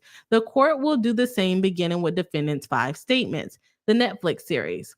The court addresses the first 2 statements from the series together. Statement 5 reads as follows. I was with my mom during the week and with my dad on the weekends, and my dad lived alone. He had 2 adult children. Okay, so there might be another older sibling who's not suing Meghan. If she's saying that she's not close to that sibling is not suing Meghan. But let's go on. I was with my mom during the week and with my dad on the weekends, and my dad lived alone. He had 2 adult children who had moved out of his house, which makes sense to me because by the time she can remember that, Samantha would have been over 20 years old. So, I mean, not saying she can't live with her dad at 20, but it's not surprising that she didn't live with her dad after she was 20. And they're using the other statement combined with it. I don't remember seeing her when I was a kid at my dad's house, or at the dad's house, if and when they would come around. So she's basically saying they didn't really come around. Again, her memory could start at like 6, 7 years old. If Samantha was coming around at 1, 2, 3, 4, 5, taking her to kindergarten, why the heck would she remember that? I do remember one specific incident of being picked up by my uncle for preschool. And I don't even know if it's real because I have vivid dreams. So I particularly remember this incident that I'm not going to put on, the internet because I don't know what was going on there. But I vividly only remember that one pickup. Any other pickup from preschool, I do not remember. Okay? Because that one has trauma associated with it. So again, Samantha may remember because, I'm 20 something years old when my niece is born. I can remember coming over and playing with her every Tuesday. My niece probably doesn't remember that other than from what videos I would show her or if I told her about it. But if I'm not close with her and I'm not telling her about it, she doesn't know. Now, I don't know if this is important to this case, but with my niece, it's just kind of ingrained this closeness into her. Even if I don't see her a lot, she still has this close connection to me versus my other siblings because I was the only one near her up until she was like 1.5 years old, other than her parents, right? Because we lived in a different state. So anyways, again, it could have embedded a closeness in her, but if it didn't, it just didn't, right? Here we go. Plaintiff alleges that, in fact, defendant lived mostly with her father and visited her mother on some weekends. How are you going to tell her who she lived with, though? How are you going to tell her that? Anyways, let's go on. How are you going to tell her where she lived? She also disagreed with how the family's living arrangements were described, stating that when defendant was in junior high school, plaintiff lived on the property and was always home when defendant came home from school. And remember, she lived in the apartment over the house. So how would Meghan see her if she's in an apartment over the house? Plaintiff states that she often drove defendant to school herself or with her father and helped her in other ways. Defendant's statements were allegedly false because in reality, defendant was close to plaintiff while she lived in her father's home, and there was no way that she could have forgotten it, considering that she continues to have memories of other issues at the time. So there's no way she could have forgotten it, but it's a way that, okay, how you gonna tell her what she remembers? Okay, whatever. Let's pull out the custody agreement. Defendant moves for dismissal on the grounds that both statements are opinions regarding her own childhood. Further, she argues that plaintiff fails to and logically cannot allege actual malice as to eating. She could have forgotten. Seeing plaintiff is not a workaround. Yeah, you can't just say no. There's no way she could have forgotten because she remembered this from her childhood and she was the same age when that happened. So she has to remember that I was there. Like, no, you're minor in her life apparently. Defendant also argues that the supposed implication of the two statements, the denial that plaintiff played a part in defendant's life and her upbringing, is yet again a non-actionable opinion about her childhood and family life. Plaintiff responds that both statements are false of fact and that their father, Thomas Markle, defendant, and plaintiff did not live alone, and that defendant falsely claims to not remember plaintiff. Maybe she doesn't. Maybe she thought you were a ghost. She argues that the issues in the statements are provable by common sense. They're provable by common sense? What the hell? That's not a legal argument. And other indicia, such as payments, photographs, and testimony. They're provable by common sense. I'm sorry, but common sense is not facts.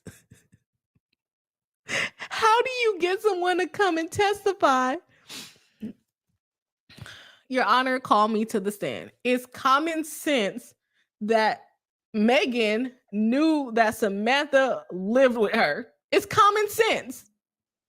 How is that an argument?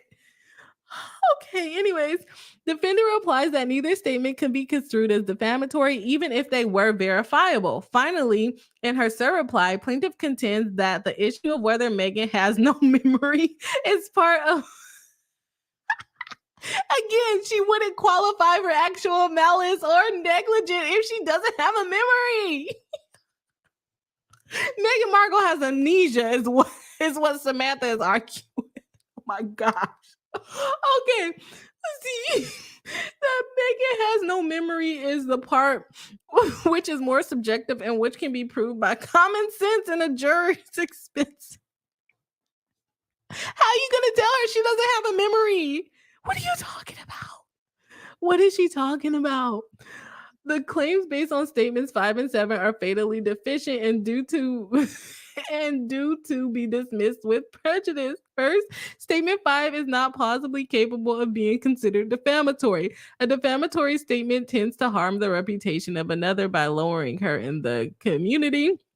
In statement 5, defendant states that she lived with one parent, her mother, during the week, and another, her father, on weekends. And at some point during her childhood, her father, 2 adult children, moved out of the house. Again, how is that defamatory? She moved out of the house. We would then have to infer that she's lying about you having a close relationship with her, which is not necessarily true because you could still have a close relationship with her and just drive over to their house and pick her up. So again, don't agree with her there. Defendant's memory of childhood minutiae does not plausibly defame plaintiff. First, statement 5 barely mentions plaintiff to say only that at some point during defendant's childhood, plaintiff moved out of the father's house, not defamatory. It is not plausible that plaintiff would be exposed to hatred, ridicule, or contempt as a result of this statement. Like, not every 18-plus-year-old moves out of the house. That's not defamatory. Nor would it plausibly injure her business. At worst, it is a minor and immaterial inaccuracy. Unlike the statement in McCullough, defendant did not implicitly or overtly reference plaintiff's profession, diligence, character, or anything beyond her having moved out of her father's house at some unspecified date and time during defendant's childhood. Therefore, considering the statement in context of the series and drawing all reasonable inferences in plaintiff's favor, the statements simply cannot be defamatory because it would not tend to harm plaintiff or expose her to hatred. You moved out of the house, a normal thing. Let's see here. Additionally, statement 5, as it relates to how defendant split her time as a child, is substantially true based on plaintiff's own allegations. Falsity only exists if the publication is substantially or materially false, not just technically false. Here, if plaintiff somehow could prove that defendant spent more time as a child with her father than she remembered, the gist of defendant's statement would still be substantially and materially true. Per plaintiff's own allegation, defendant spent some time with her father and some time with her mother. This statement, therefore, cannot support a claim for defamation because it is substantially true. And it's where she spent her time. It has nothing to do with defaming Samantha, okay? Plaintiff goes on to list extraneous facts that have little to do with the statement, claiming to have helped defendant with her homework and taken her shopping.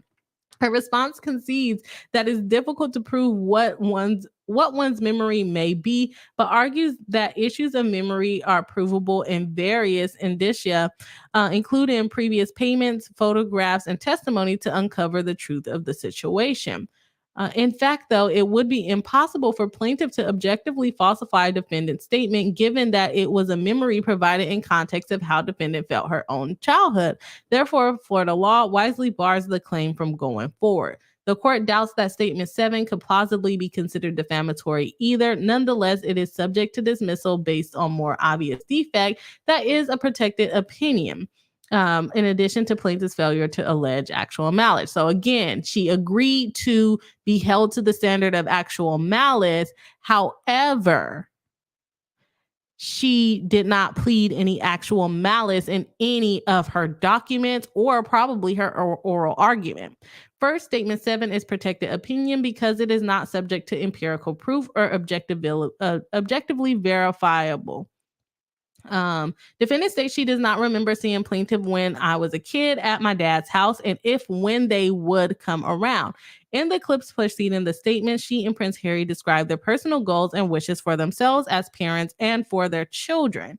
A reasonable viewer could not perceive it is defaming plaintiff considering the statement in the context of how defendant remembers being a child of divorced parents and hopes to be as a parent. Moreover, considering the defendant qualifies the statement by stating that she does not remember seeing plaintiff if and when she and her brother came around, the falsity of the statement could not be objectively proven. She doesn't remember seeing you. That's it. That's it. And how does that hurt you? It doesn't. Finally, plaintiff fails to plausibly allege actual malice as to either statement. To do so, she must include factual allegations that allow the court to plausibly infer defendant made statements with knowledge that they were false and with reckless disregard of whether they were not false.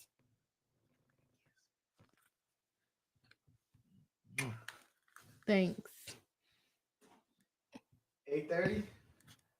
No. I'm not even halfway done. It's a long case. I'm only on the first case still.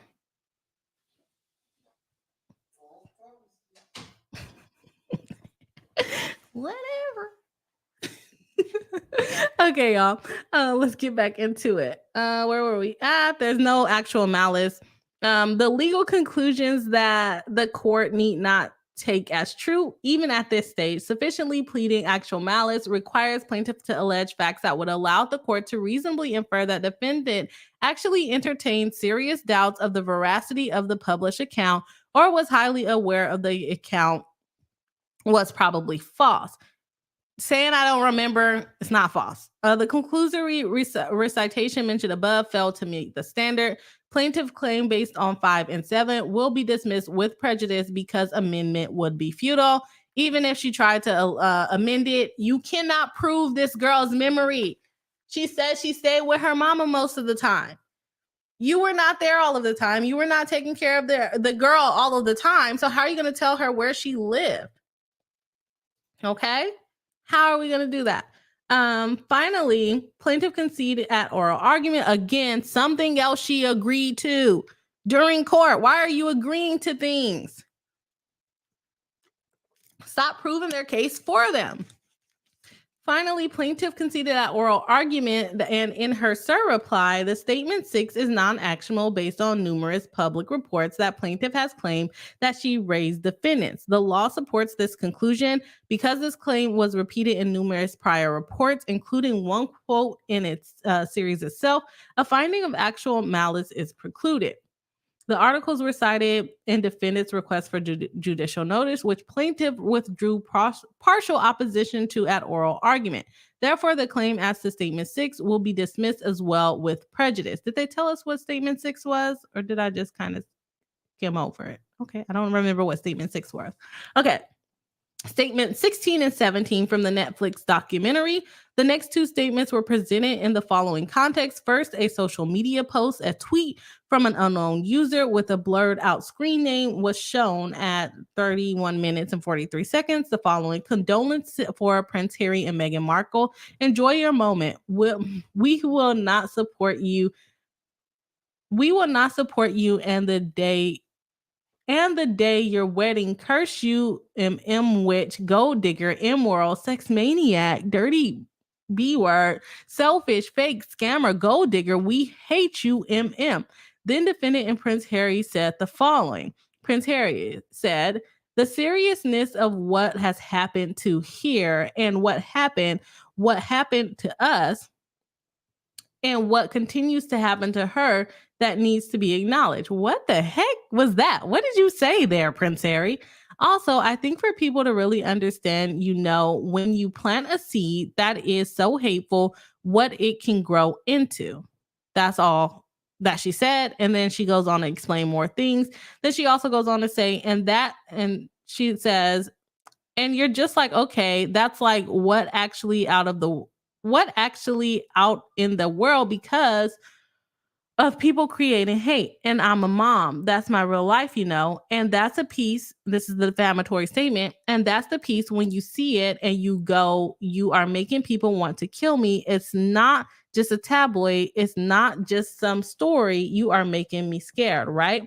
Plaintiff argues that the underlying comments are defamatory. Specifically, she excerpts defendant's statements that when you plant a seed that is so hateful, what it can grow into, you're making people want to kill me. You are making me scared. Who said it was her, though? Is she admitting that she's the one that made that tweet? Let me see here. Defendant contends that the statements based on the context of preceding information refer not to plaintiff, but to the media and group of unspecified secondary hate accounts. So is Samantha admitting that she is the owner of the hate account? She argues that plaintiff cannot magically wave away the context of the statement when the transcript contradicts her allegations. Finally, defendant argues that the statements cannot support a defamation claim because neither sufficiently specifies plaintiff as a subject. Again, she did not name you. So you're just asking us to make this 6-part documentary. Anything negative in your opinion that she says is about you. That's what you're asking us to do. And we can't do that. The court cannot do that. Sorry about that. Okay. Let's see here. As to statement 16 through 18, plaintiff essentially responds that the statements were defamatory when all of the defendant's statements are combined. Again, you can't do that. And these statements, when added to the mosaic, are indivisibly setting the framework for which supports defamation. No authority is cited for this line of argument. Again, she's just making statements and not providing any proof to any of the statements. I'm going to go on to see if I can get to the end of it. Both statements are protected opinions because they are not objectively verifiable or statements of fact. Defendant's statements that she believed that the hate posts were making people want to kill her, it's not just a tabloid, is not subjected to empirical proof. It is no more possible to falsify defendant's statement that people should be aware of how a seed that is hateful can grow. Therefore, neither statement can support a claim for defamation. And again, remember, they don't even mention Samantha. Samantha, what's going on? We're not even talking about you. Based on the fundamental deficiencies, the court finds that plaintiff cannot state a plausible claim based on either statement, even through amendment. Therefore, the claims based on statements 16 and 17 will be dismissed. Boozy statement. In addition to defendant's statement from the Netflix series, plaintiff seeks to hold defendant liable for a number of statements made by Christopher Boozy, a social media analyst. Is that what he is? Who worked for Bot Sentinel. He created Bot Sentinel and was retained by defendant for the series and in his employ by defendant. In the course of and scope of his retention, said that defendant published 9 allegedly defamatory statements. Defendant argues that she cannot be held liable, yes, because she didn't make the statements. She didn't make the statements. Okay. Defendant argues that she cannot be held liable for these statements because they are not her statements, right? And even if they were, they are non-actionable opinions or substantially true. Plaintiff disagrees, argues that the defendant published a statement regardless of whether she was their actual author. Furthermore, plaintiff argues that the statements were defamatory. Publication is an element of defamation. As to the Florida Supreme Court, because the publication of a statement is a necessary element of defamation action, only one who publishes can be subject to this form of tort liability. So she's basically trying to argue that since she made the documentary, she should be held, that Meghan should be held liable. Taking her allegations as true and drawing reasonable inferences in her favor, plaintiff sufficiently pleads that defendant published the statements. The court actually agreed with her. Her allegation that Boozy was retained by defendant for the series and made the statement while in defendant's employ and in the court. So vicarious liability is basically what they're arguing. Okay, so she's vicariously liable because she hired him. Okay, so statement 8 and 11 through 15, defendant argues that these 6 statements of Boozy's are not actionable because they are not directed to plaintiff. And see this, guys. You see how Meghan argued, they're not my statements. They're not published. So I didn't publish the statements, basically, because I didn't say them. Boozy said them. You see how Meghan's lawyers did not stop there? They said, they're not Meghan's statements, but even if the court finds that there are, they're not actionable. You got to take that extra step, Samantha. If you're going to argue that this is defamation, either negligently or actual malice, or you think that you're going to be under the negligent standard, and then your attorney stands up in court and says, no, actually, we agree that it's actual malice. You were supposed to say she was at least negligent in making these statements. And even if the court finds that she's not negligent, she also had actual malice when making these statements. You got to argue both. Don't just agree to stuff, crazy people. Don't do that. Okay, let's get back into it. Defendants argue that the statements are non-actionable. Plaintiff concedes, again, we're agreeing to things, that it is possible that statements 8 and 15 were not directed at plaintiff, but disagrees as to the rest. The court agrees that these statements are due to be dismissed with prejudice because they cannot plausibly support a defamation claim. So, statement number 8. So this is not your everyday trolling. It's insane. And it was done by people who were just not the typical quote unquote trolls. These are housewives. These are middle-aged Caucasian women creating just constant attacks from go back to America to basically, why don't you die? Now, in that statement, did anybody say Samantha? I don't see anybody saying Samantha. And also, in that statement, they're telling her to go back to America. Isn't Samantha in America? So, are we talking about middle-aged Caucasian women in the US? Or are we talking about middle-aged Caucasian people in the UK? Me as what I think is a reasonable person would assume that they're talking about women in the UK, telling her to go back to America, right? So let me know what y'all think about that in the chat. Let me know. So here we go. Defendant, again, not listing her, but somehow this is related to her, but they're actually saying middle-aged women, housewives. Samantha Markle is not a wife. So how are we talking about her? Defendant argues that plaintiff clearly was not amongst... That was the next line. I didn't even know that. Defendant argues that plaintiff is clearly not among the housewives. Boozy referenced based on the immediate preceding footage of the various YouTube personalities, none of whom are plaintiff attacking defendant. Plaintiff responds that it is possible this statement was not directed at her, though they are intertwined in the statements made against the plaintiff. Plaintiff argues that the descriptor middle-aged Caucasian woman applies to her and that her claim should thus go forward. Defendant replies that this description applies to millions of women and that the phrases used in the statement would be pure opinion and non-actionable even if plaintiff had been identified.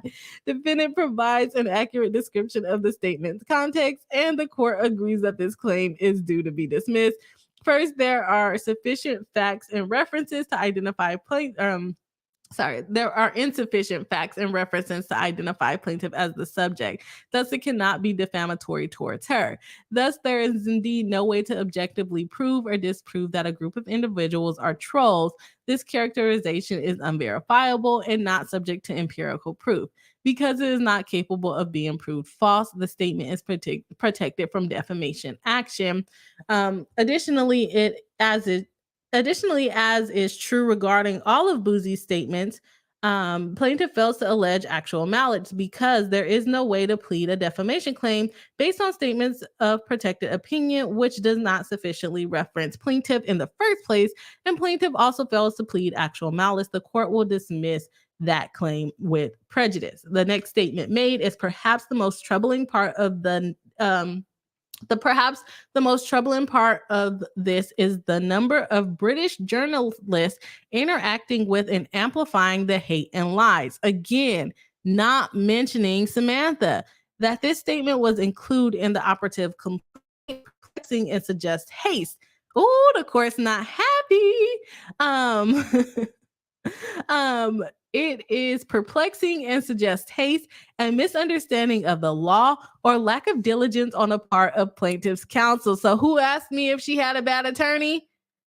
The court has been calling him out throughout, or him or her out throughout the lawsuit, and just said that he did a lack of diligence. So to me, the court is telling us that she has a bad attorney. Based on the transcript of the episode, Prince Harry made a statement, not Boosie and not defendant. Moreover, it is unclear how the statements could be defamatory towards plaintiff, as it does not reference her. Defendant points this out. Plaintiff responds as follows. And the thing is, it's like, you really sat up and watched her 6-part series and tried to pull out these sentences that are not even defamatory. It's ridiculous. Statement 11 is not defamatory in its own right. What are you talking about? Why are you even bringing this as a claim? It's not defamatory. This is what Samantha is saying. The statement is not defamatory and it's all right. Then why are we here? Why are we even looking at this statement? Let's go on. It is simply implying that Samantha's bullhorn is greater than it would seem, in that the British journalists are amplifying the hate which they are falsely accusing Samantha of spewing. No one said your name. As to malice, Meghan acted with malice when she chose the words and made the statements about her sister, the plaintiff. Again, Meghan did not say anything. Someone she hired had an opinion. Thus, plaintiff completely ignores the fact that the defendant did not make the statement. First, in her complaint, she alleges that Boosie made the statement. Then, in her response, discusses defendant's malice in choosing the words and making the statements, which she did not make the statement. She just produced the documentary. In fact, the statement was spoken by someone else entirely. The court agrees with plaintiff's own concession that the statement is not defamatory in its own right. Exactly. And will dismiss the claim because plaintiff fails to plausibly allege that the statement identifies her in the first place.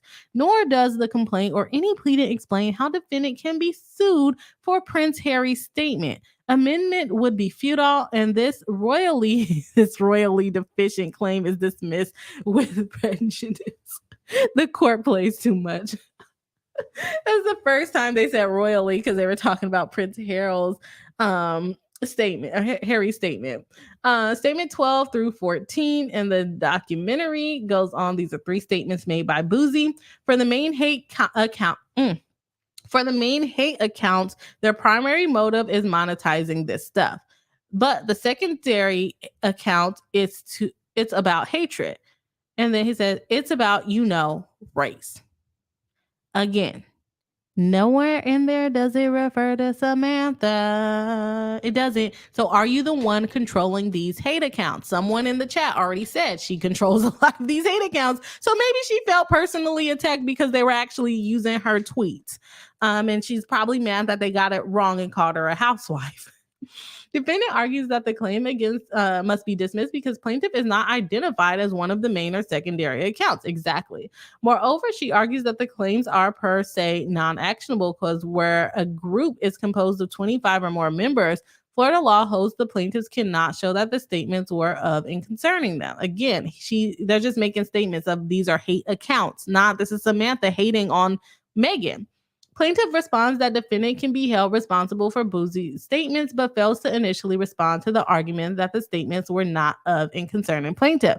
Plaintiff and are non-actionable due to the group size. Elsewhere, under the heading allegations that Samantha was racist, plaintiff argues that when defendant spoke negatively of people who she grouped as one who all had the same qualifying factors to belong to the group, she was not speaking of an actual group. Finally, in her third reply, plaintiff argues that defendant's group defamation argument. So she's basically saying Boosie is making these statements and calling it a group, but he's not actually referring to a group. He's referring to her because she's the owner of the freaking hate accounts. Are you admitting to us that you're the owner of these hate accounts? Because you're saying he's not referring to a group. He's only referring to you. So are you admitting to us that you are the hate accounts? Come on, give us a little bit more information here. Okay.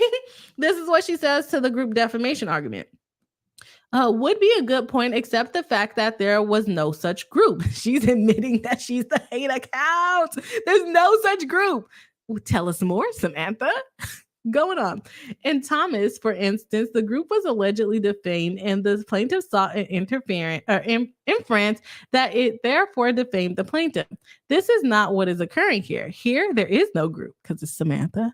It was only Meghan and Boosie categorizing people into a group of people who spread disinformation. If spewing disinformation makes you a member of a group, by including Samantha in the group, Meghan and Boosie were specifically saying that Samantha spread disinformation. You literally just argued against the case that you cited and said that this was not happening. Okay, let's go on. Plaintiff's response is difficult to parse. Yes, court. Yes, court. You literally argued what you said you're not arguing. Plaintiff's response is difficult to parse and contradicted by the transcript. Boosie says the following in the relevant statement. We looked at 114,000 tweets and were able to then determine that 70% of the hateful content came from just 83 accounts.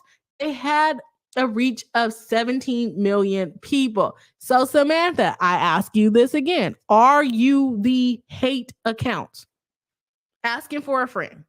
Because you're not really being clear here. Plaintiff argues that there is no group because it was only defendant and Boosie categorized people into a group of people who spread disinformation. Her circular argument is essentially that no group exists because she is at odds with the individuals who identified the group, defendant and Boosie. The plaintiff cites to no authority, and her argument fundamentally does not add up. Exactly. It don't add up. Right, court. Therefore, the court agrees that the statement is protected because when a group is large that is composed of 25 or more members, courts consistently hold that plaintiffs cannot show the statements were of and concerning them. Statements 12 through 14, which refer to a group of 83 accounts and does not specifically reference plaintiff, are non-actionable under Florida law and will be dismissed with prejudice. Okay. Next statement, number 15. Again, saying that it's probably not actionable. And the focus, Boosie says, and the focus was predominantly on Meghan, comparing her to, for example, a monkey. And then also there would be derogatory terms that were used that would use the N-word on tweets. Defendant argues that Boosie did not accuse plaintiff. Again, no one's listing Samantha. There's nothing to make a reasonable person infer that they're talking about Samantha unless Samantha assumes that we know facts that we don't know, which is that she's behind all the hate accounts. Okay? Defendant argues that Boosie did not accuse plaintiff of using the N-word in the statement, and that because the statement follows a reference to 83 accounts spreading disinformation, it is too precluded from supporting a defamation claim as a matter of law. Plaintiff responds that she presumably is referring to defendant, although Boosie in fact made the statement that plaintiff never used the N-word on any tweet and that this was false. In essence, again, plaintiff fails to address the substance of the argument. Besides, in her cert reply, whereas previously discussed, she unpersuasively argues that no group exists because she does not agree with the individuals who created the group. Plaintiff's claim as to this statement is due to be dismissed because it is not plausibly concerning of her and thus not capable of being defamatory, and because it lacks sufficient facts or references to identify her as the subject to the statements. As the statement cannot support an actionable claim against defendants, plaintiff's claim will be dismissed with prejudice. Okay, we got two more statements. God dang, this case is long. Boosie says Samantha Markle was part of the group that was putting out a lot of the disinformation. Samantha had her account suspended, and then we actually sent Twitter a list because she had like 11 additional accounts. Boosie says, and we were baffled by this. You know, how can the half-sister of Meghan be part of a hate group? Okay, let's see. And that's a question. That's not defamatory. That's a question. Defendant argues that these two statements, the only ones Defendant argues that these two statements, the only ones to specifically identify plaintiff, are both unfalsifiable, and thus protected from defamation action. Specifically, she cites an opinion from the Middle District of Alabama, Alabama, which granted a Rule 12b6 motion that hate group is a debatable, loose, and varying labeling. Let's see here. Defendant argues that the same is true of the concept of disinformation.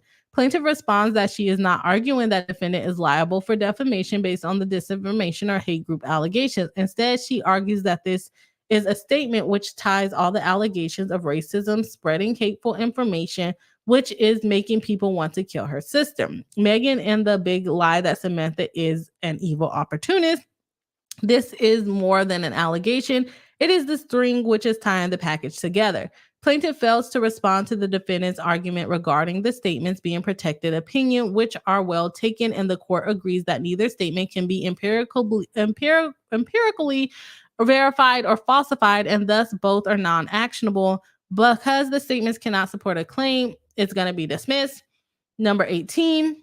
Samantha Markle was part of the group that was putting out a lot of the disinformation. Samantha had her account suspended, and then we actually sent Twitter a list. So basically, they got another statement of him basically saying the same thing. Defendant argues that the statement is substantially true by plaintiff's own admission that she, again, fails to plead actual malice. Defendant further claims that the failure to plead actual malice is apparent because the series affirmatively included plaintiff's proffered explanation for her dozens of Twitter accounts and suspension. In the response, plaintiff states defendants use a series of statements to create implications that plaintiff was suspended from Twitter. Plaintiff complaint contradicts the argument that this statement was false implication by admitting that the suspension occurred. So it's substantially true. No actual malice. Let's see. And then I think the court is just kind of going over the other things. And that one, no actual malice. Then they go ahead and go through the defamation by implication, which is they're basically saying that all the statements are false, so she cannot succeed on her defamation by implication. They are not giving her leave to amend. Here, dismissal of both claims with prejudice is warranted. Plaintiff has been given several opportunities to amend, along with guidance and a reminder to be mindful of Rule 11. Nonetheless, plaintiff amendments were sparse, though she added a number of deficient claims based on new publication, often contradictory and unsupported by authority whatsoever, and largely failed to cure deficiencies identified in the court's previous order, as the interview claims. So the court is like, we already gave you chances. You have not succeeded in fixing your problems. And they go on to conclude For the foregoing reasons, the court grants the motion to dismiss in full. Plaintiff claims will be dismissed with prejudice as she has failed to identify any statements that could support a claim for defamation or defamation by implication by this point. Her third tried at amending her complaint in either book Finding Freedom, the Netflix series Harry and Meghan, or defendant and her husband's hour-long television CBS interview. As such, the third amended complaint will be dismissed with prejudice. It is ordered. Defendant's motion to dismiss for failure to state a claim is granted.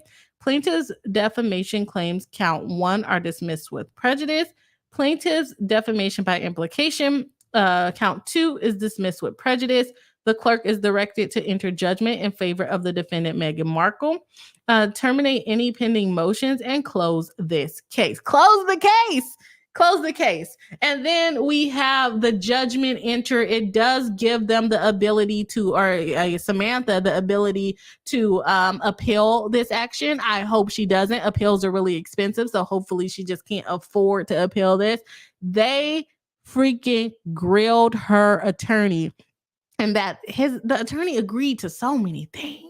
Like, you didn't give the court nothing to really consider. They just like, okay, well, they agreed to it, so why am I even going to make any argument on it, right? And then also Meghan Markle can still ask for attorney's fees. So that is the end of that case. Let me know what y'all think about it in the comments. I am going to get to the comments of the chat that are talking about the case. So if I missed your chat, it's probably because we can't really tell if it relates to the case or not.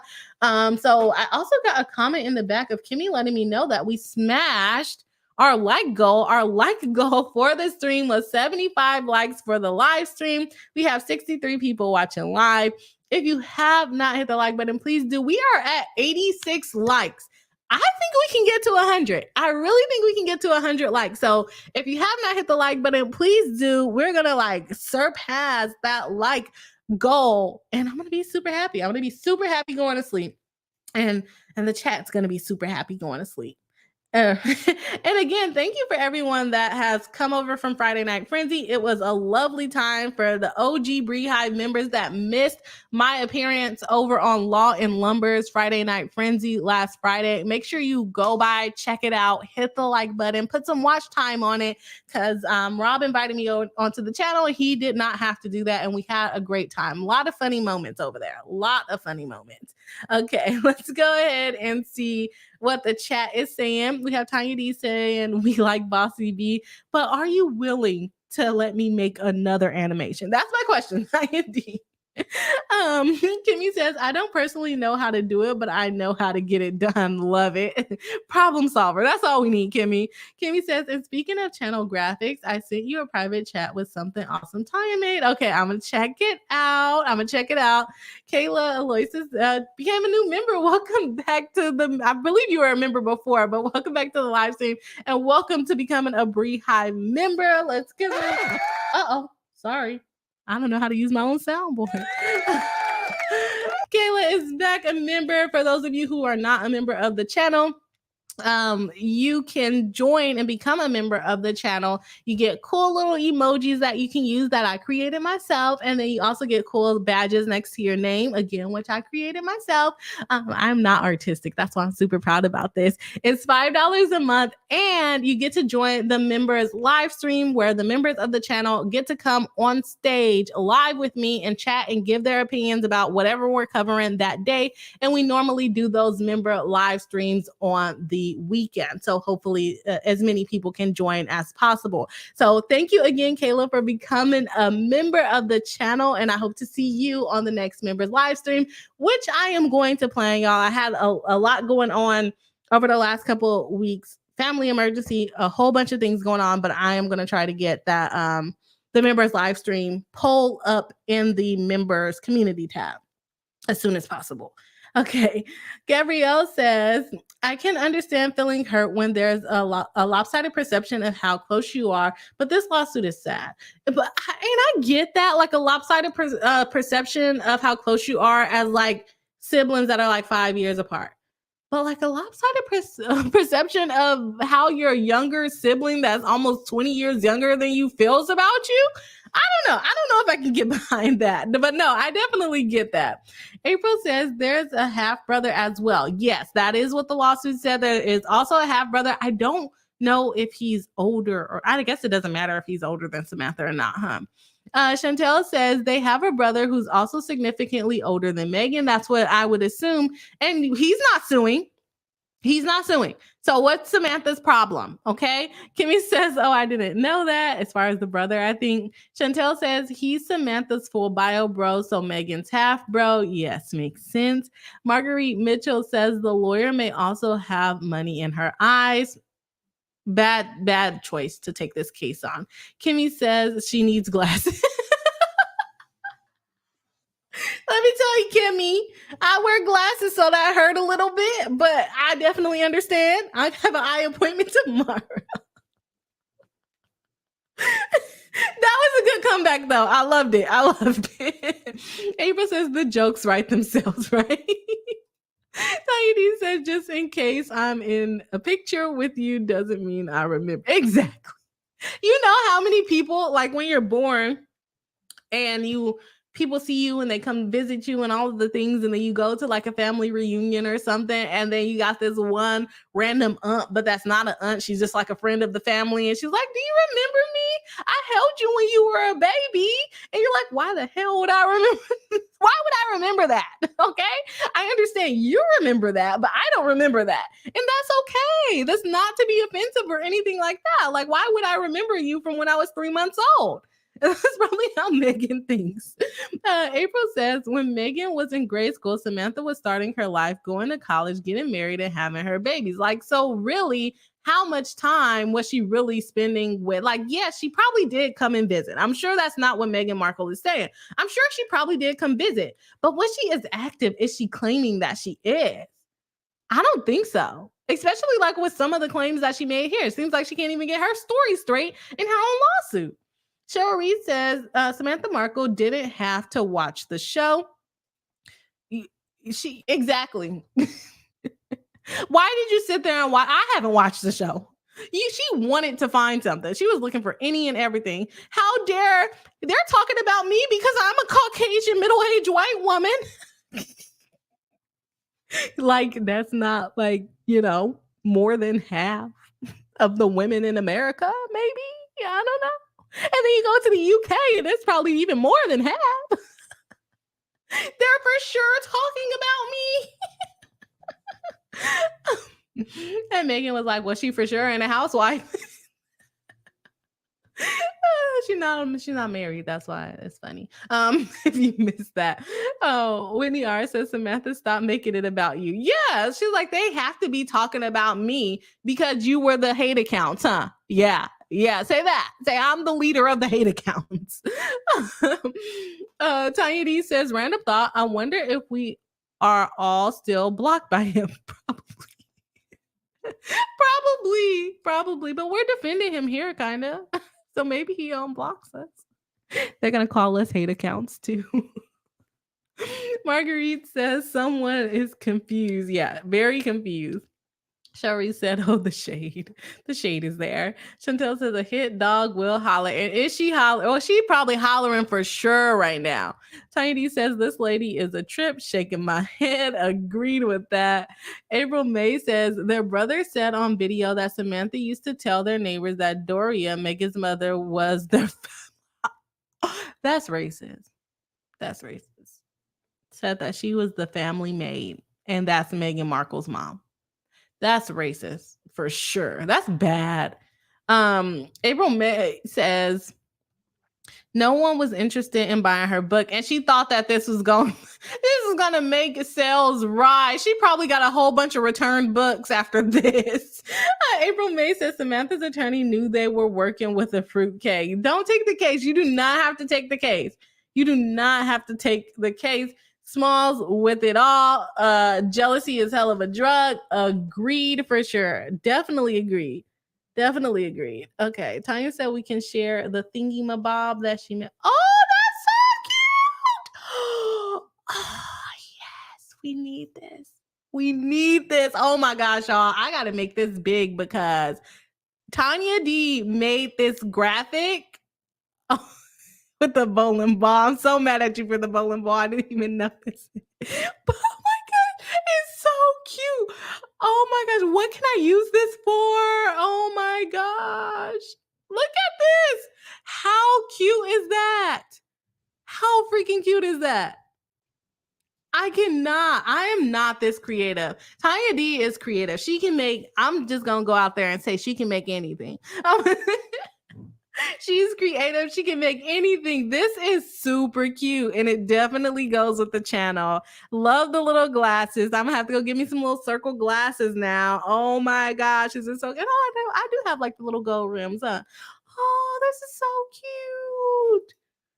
I was just like, immediately when I saw it, I was like, yep, that's really cute.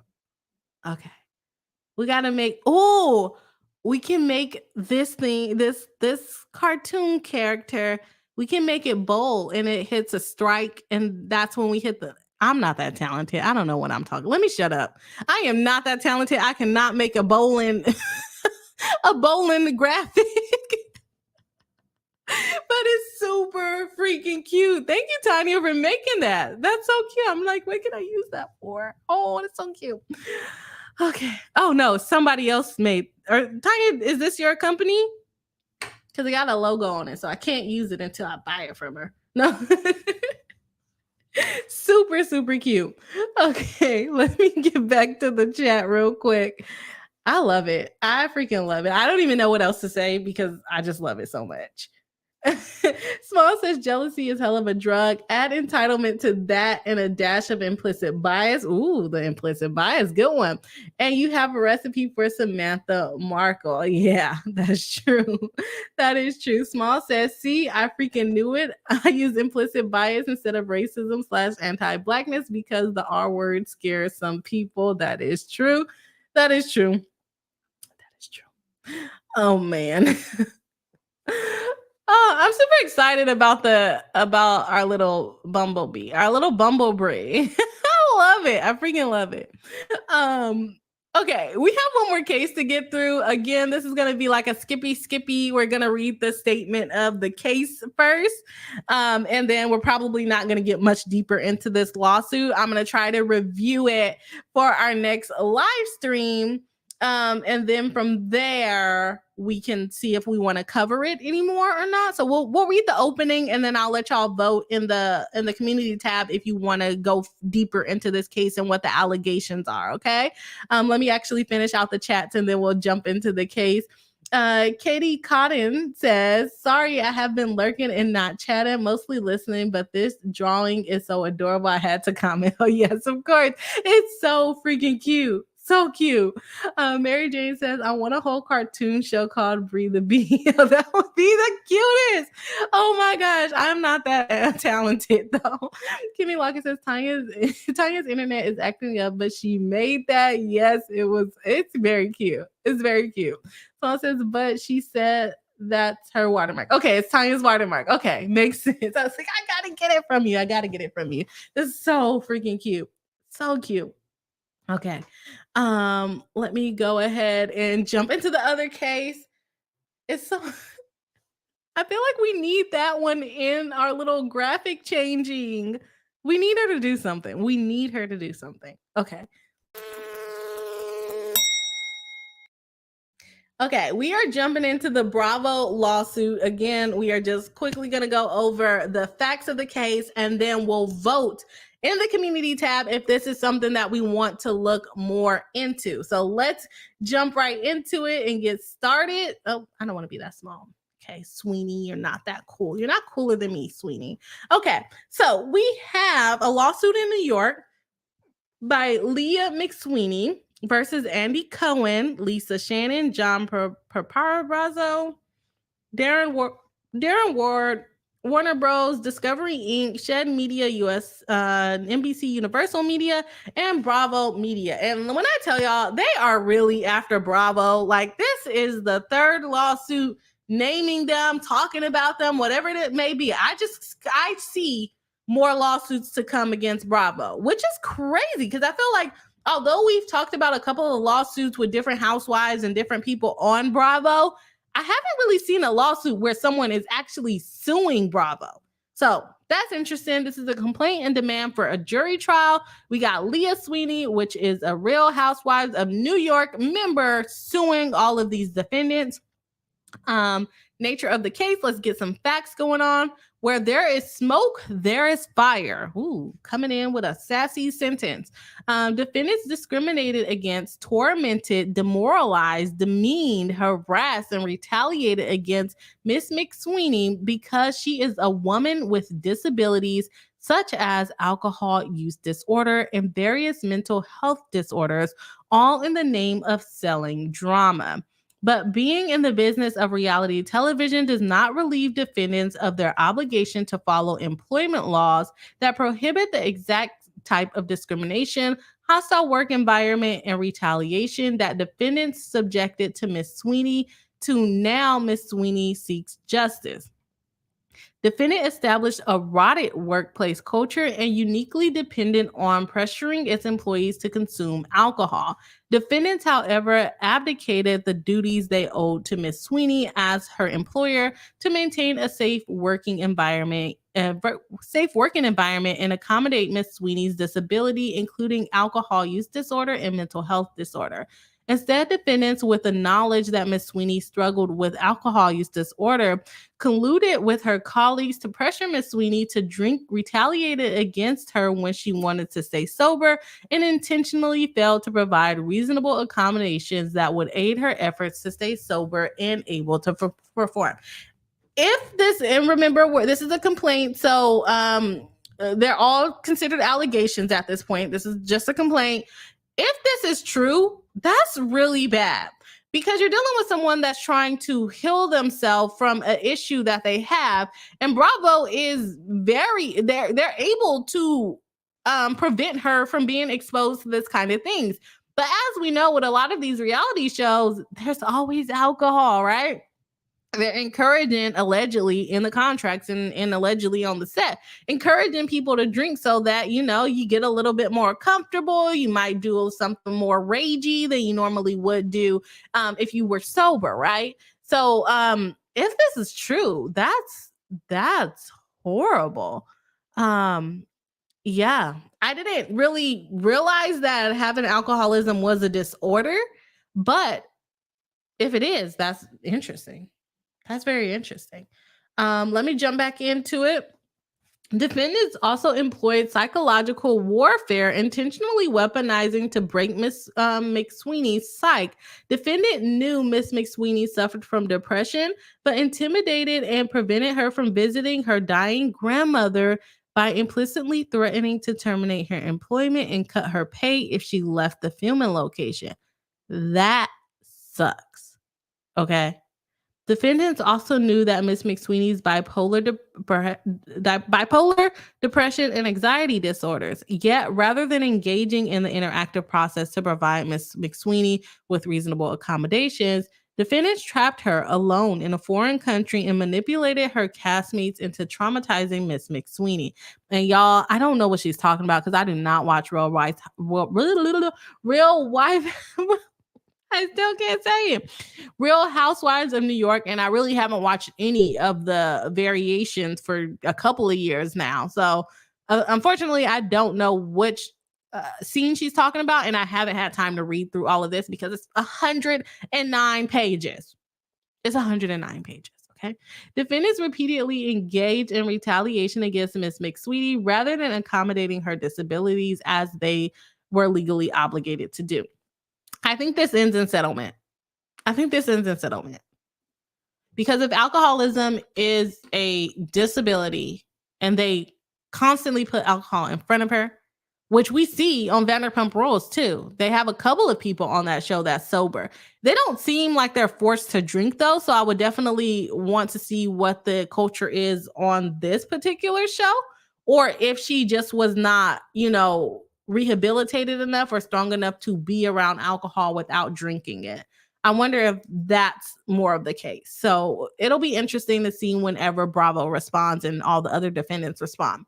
Defendant created an enterprise that ventures to discriminate against and harass its employees and attempts to silence its employees by forcing them to sign overly broad, unconscionable confidentiality provisions which defendants admit are not enforceable, and which defendants admit are meant to scare participants from speaking out and making defendants unlawful employment practices and patterns retaliation for public. And that's an important thing to know, because a lot of people sign these documents, they don't read it. We're on DocuSign. Once you put your signature in, it basically signs all the lines for you, right? And then you're just skipping through. You're not really reading it. You got 100 or 30 pages of document that you don't even know what it means, right? You can have a lawyer review it, but if you have a lawyer review it and they try to strike provisions, then maybe you can't be on the show. And a lot of times people put these boilerplate conditions into contracts, but like she said here, it's probably not even enforceable, and the company knows it's not enforceable. But lay people who do not deal with the law, they think, oh no, I can't sue because this document says that I cannot sue. But if you're being put into danger, you can sue. So that was interesting that she pointed that out.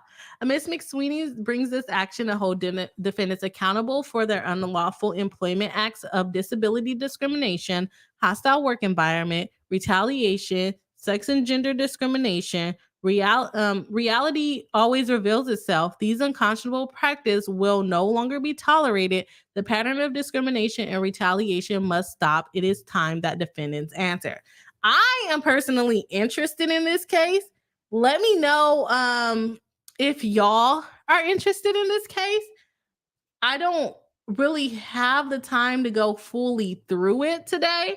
Let me see if there's any other parts we can kind of cover.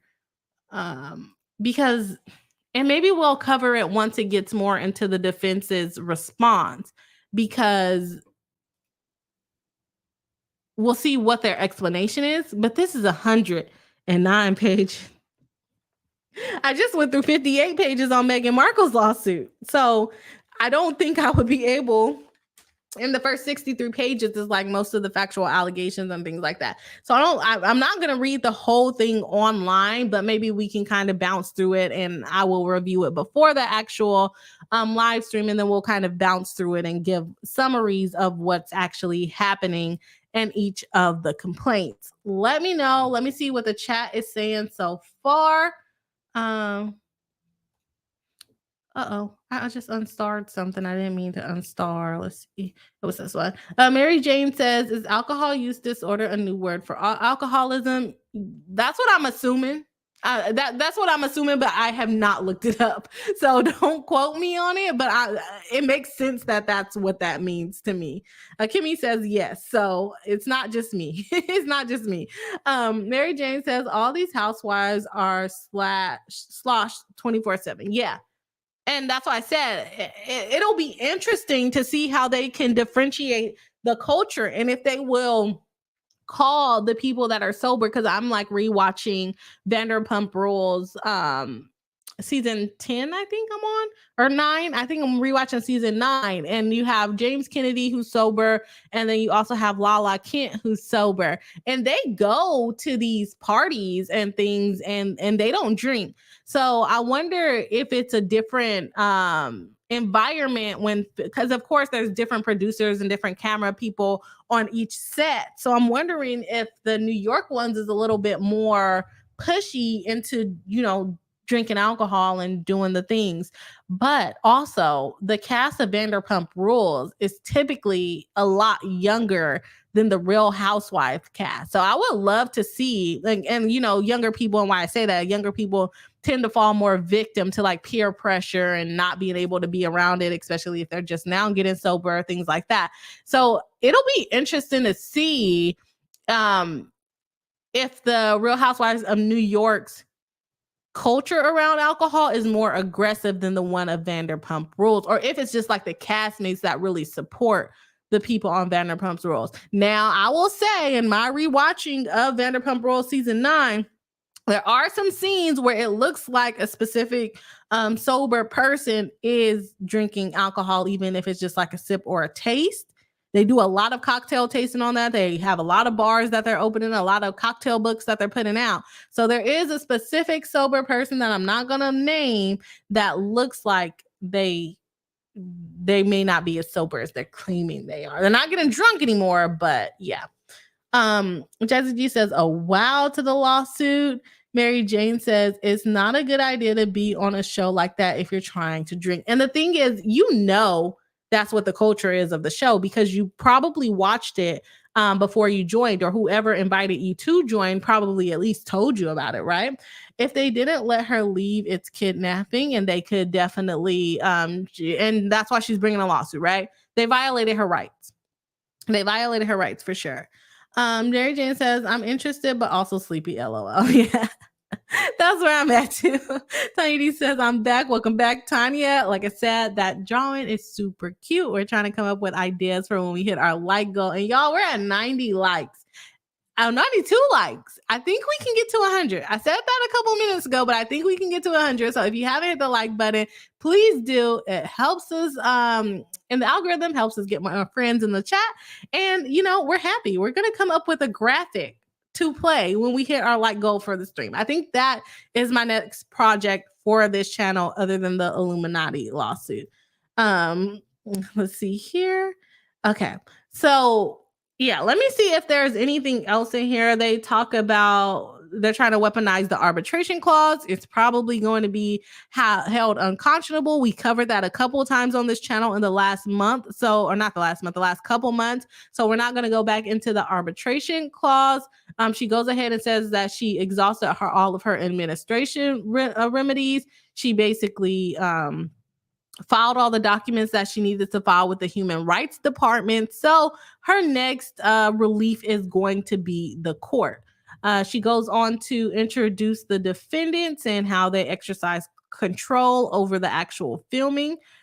She introduces the Real Housewives enterprise, which we all know they just kind of, BS all day and flaunt their riches. And then so she came onto the show in season 12. She maintained her sobriety. Oh, that's interesting.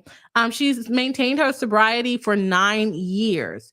5 months prior to joining the Real Housewives of New York, Miss McSweeney relapsed into alcohol use disorder. So technically, the show did not cause the alcohol disorder. She relapsed 5 months prior to joining.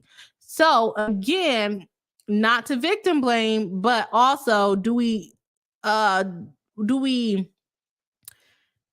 can't even think of the word. Do we attribute some of the, okay, you knew you were in the process of relapsing. Do you think that joining the show was your best choice at that time? Not saying they should have forced her to do anything, but also consider you probably had a little bit of control in not joining the show. But I also understand you got to get to the bag, right?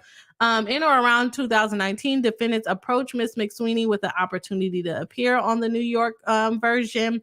In the initial casting tape, Miss Sweeney disclosed that she had broken her sobriety and began to consume alcohol again. Okay, so she broke her sobriety, but it doesn't sound like she's trying to stop. In 2019, the defendants created an employment relationship with her on the New York version of the show, and they knew that she suffered from the alcohol disorder. Just before Miss McSweeney began filming on season 12, defendant producer began to use their position of power as Miss McSweeney's employers to discriminate. Near or around the beginning of the filming on New York, Miss Sweeney regained sobriety and expressed to defendant producers and various New York cast members her desire to maintain sober in the filming.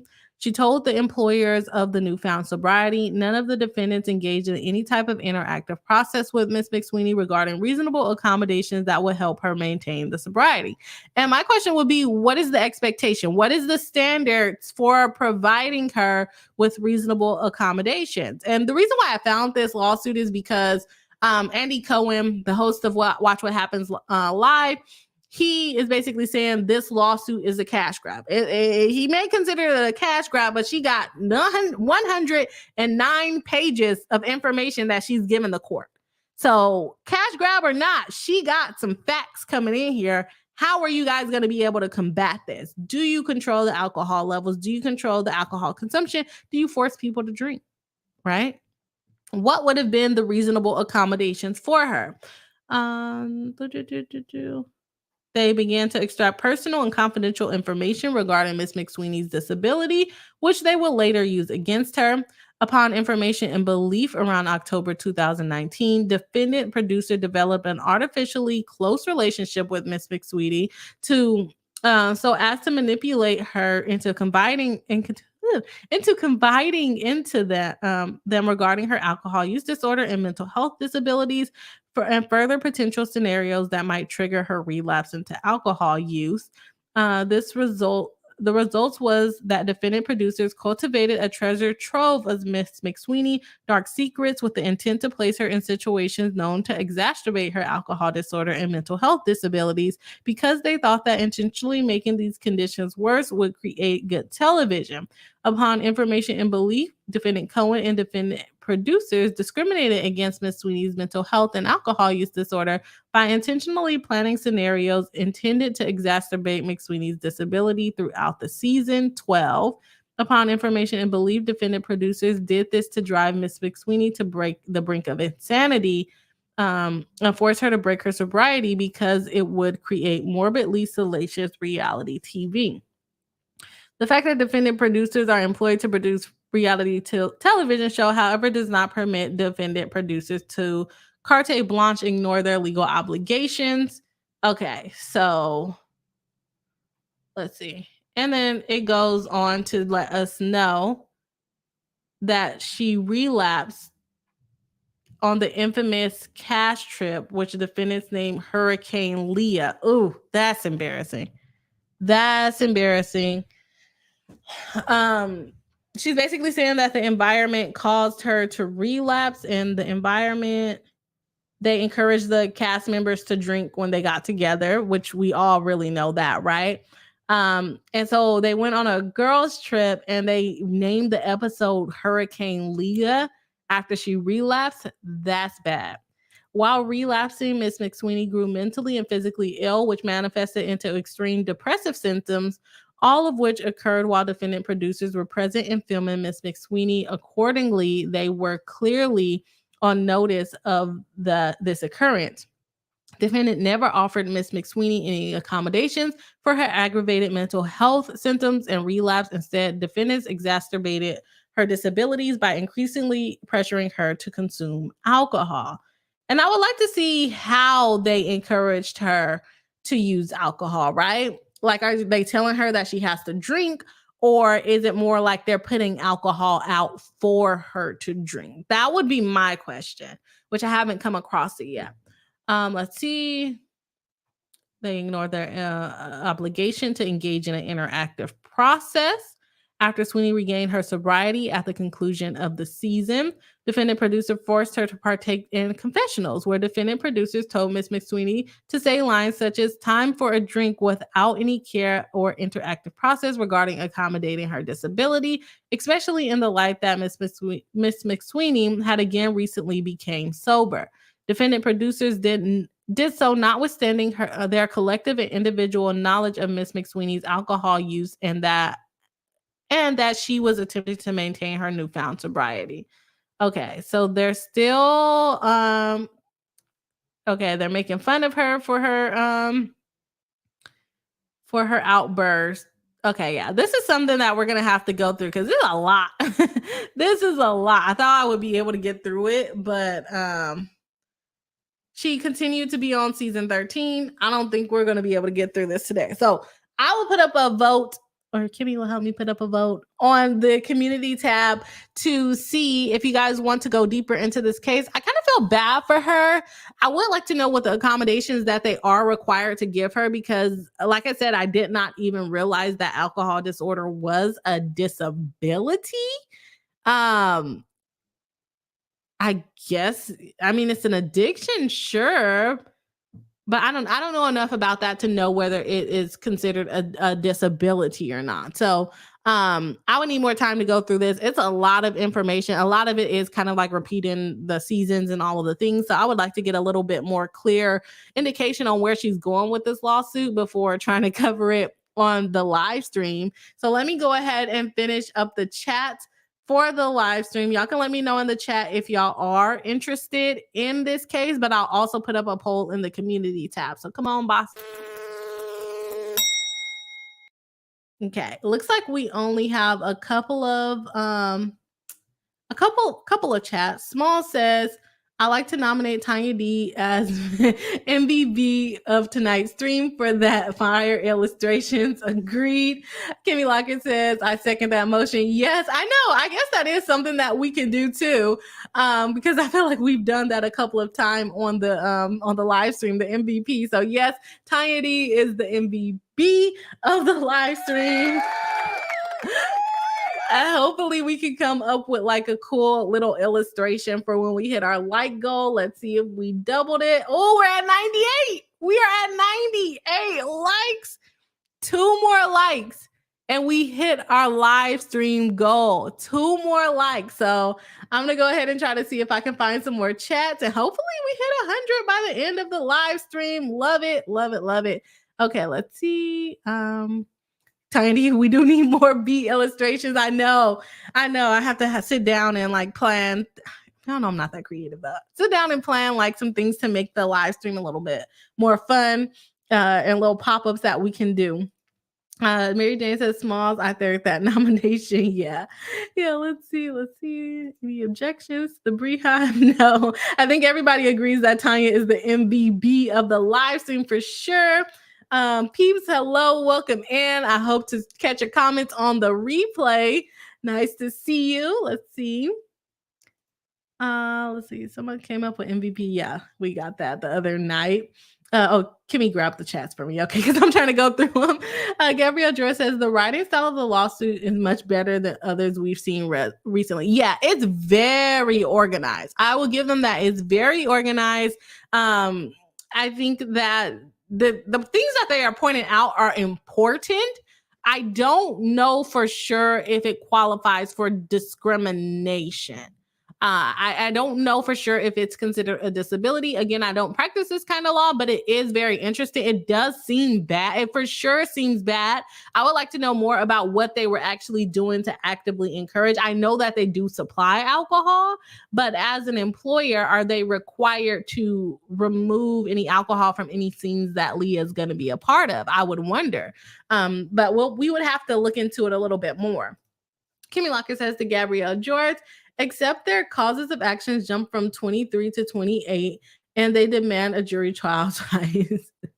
It's 109 pages, so I'm sure they had a hard time keeping up with everything. It's very long. Like, this is a long complaint. Kimmy Lockett says the writing itself isn't bad, though. No, yeah, the writing is very clear. It just uses Real Housewives of New York and season 12 and blah, blah. It uses that too much for me. And her name is hard to say. Kimmy Lockett says alcoholism isn't automatically considered a disability under the ADA. It's decided on a case-by-case basis. So again, that might screw her over if she has not been, qualified as it being a disability. But she did say that she filed the let me go back up because I skipped that part actually. That she filed the appropriate motions and complaints with the Human Rights Division. So let's see what she said in that. Let's see. On June 30th, dual file for submitted complaints. Defendant answered. Okay. I don't know. Let me see. She requested that they administratively dismiss her claims against the defendant and that the EEOC issue her the right to sue letter on April 6th of 2023. The administrative dismiss the complaint against the defendants. On January 9, 2024 and 2023, EEOC issued Ms. Sweeney the right to sue letters that allow her to pursue her claims against the defendants. Again, there's still no finding that she's actually disabled, though. So thank you, Kimmy, for finding that it depends on whether it has to be decided on a case-by-case basis to determine whether alcoholism is a disability. So that'll be interesting. That will basically dismiss all her claims if it's found that it's not a disability for her. Kimmy Lockett says, I'm interested in this case. Okay, sounds good. So I think I'll look a little bit more into it and then we'll cover it. And Mary Jane said we're at 100. So let's see. Yes, we surpassed 100. Yes, okay. Trying to DJ out here. We're at 103 likes. Shout out to the BriHive Live crew for the BriHive Live crew. We surpassed our like goal. Definitely appreciate it. I don't know. We're gonna have to start getting higher with the like goals moving forward. But we're gonna try to come up with some type of animation to make it better than my DJing skills with the applause and the air horns. We're gonna try that. Shout out to the BriHive. I definitely appreciate y'all beating the like goal. We doubled the. Oh no, we didn't double it. It was 75 was the goal. Yeah, 75 was the goal. So either way, we did 25% better than what we asked for initially. So shout out to y'all for sure. Kimmy Locker says they got a right to sue letter from EEOC, but that just means they agree that the employee may have a worthy case. Yeah, exactly. So they still didn't find her as disabled, right? And getting that is a required step in filing a federal discrimination lawsuit. Yes, that makes sense. Thank you, Kimmy. TawnyaD says, shout out to the replay crew. We appreciate you. Yes, we do. We got to start getting some like goals for the replay crew, like within 48 hours, huh? Kimmy Lucas says, congrats to our MVP, TawnyaD, and to our BriHive as a whole for hitting 100 likes. Yes, of course. Love that. Love that. Appreciate the whole BriHive. And we got the MVBee, TawnyaD, in the hive. I can't say in the house. We in the hive. Gabrielle George says reasonable accommodations would vary depending on the type of workplace. Right, exactly. And the type of disability that you have. It would depend on both of those things. Gabrielle George says yes, and reasonable is subjective and flexible. Yeah, of course. And if they don't consider, or it hasn't been determined that that is a disability and she doesn't have a doctor's note, and all kinds of things can come into play to determine whether it's a disability.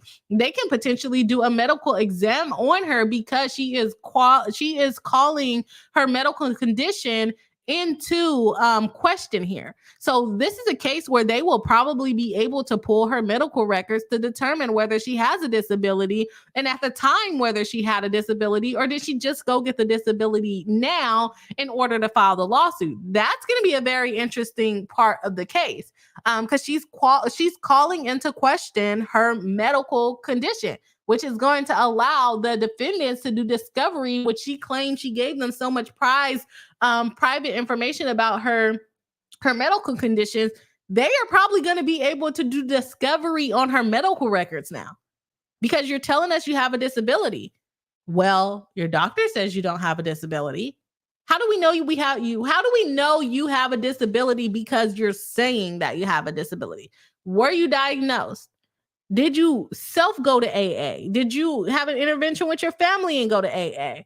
Did you ever go to any type of sober facility treatment, or go to a facility for treatment? That's what I'm trying to say. Did you ever do those things? No? Then how are we supposed to know it's a disability? You just told us you like to drink. We didn't know that you actually had a disability. That kind of ruins her whole claims. All of her claims. So hostile work environment, maybe, but for sure I'm getting in trouble, y'all. I'm about to get off live. But for sure, if they didn't know it was a disability and she's diagnosed with anxiety and depression, sure, maybe on those claims, sure, yeah. But the alcohol, I don't know. I don't know if she will be able to show. And she might. I'm talking early on. I haven't gone through all 109 pages, right? So she might be able to qualify for it. I don't know. So I think we got one more chat. Kimmy says she'll have to prove that she can't perform at least one major life activity due to alcoholism disabilities. Yeah, and like I said, medical records is going to lend a lot to it. And even if it's not in her medical records, they'll still have the right to go through it. So do you want to risk them going through your medical records to prove that you had a disability of alcoholism? I don't know. I don't know if I would even go that far to do that. Is it worth it to pursue the claim? Kimmy says, and she would have had to formally request appropriate reasonable accommodations. Yes, exactly. You have to put them on notice. You can't just say, oh yeah, I drink a lot. and they're supposed to be like, oh my gosh, now we need to put in all of these accommodations, and you never really told them, oh, I'm trying, can you guys help me stay sober on the show? Right? Just Me MD says, doing well. Here hanging in the big state of Arizona. Welcome into the live stream, Just Me MD. I don't know if you've been here, but I haven't seen any chats from you earlier, so welcome in if you're just getting in.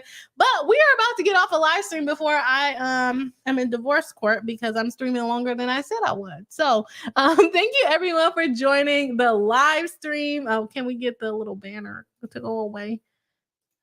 Okay, we got that one. Okay. Thank you everyone for joining the live stream. I appreciate you guys. Thank you for hitting the like goal for the live stream.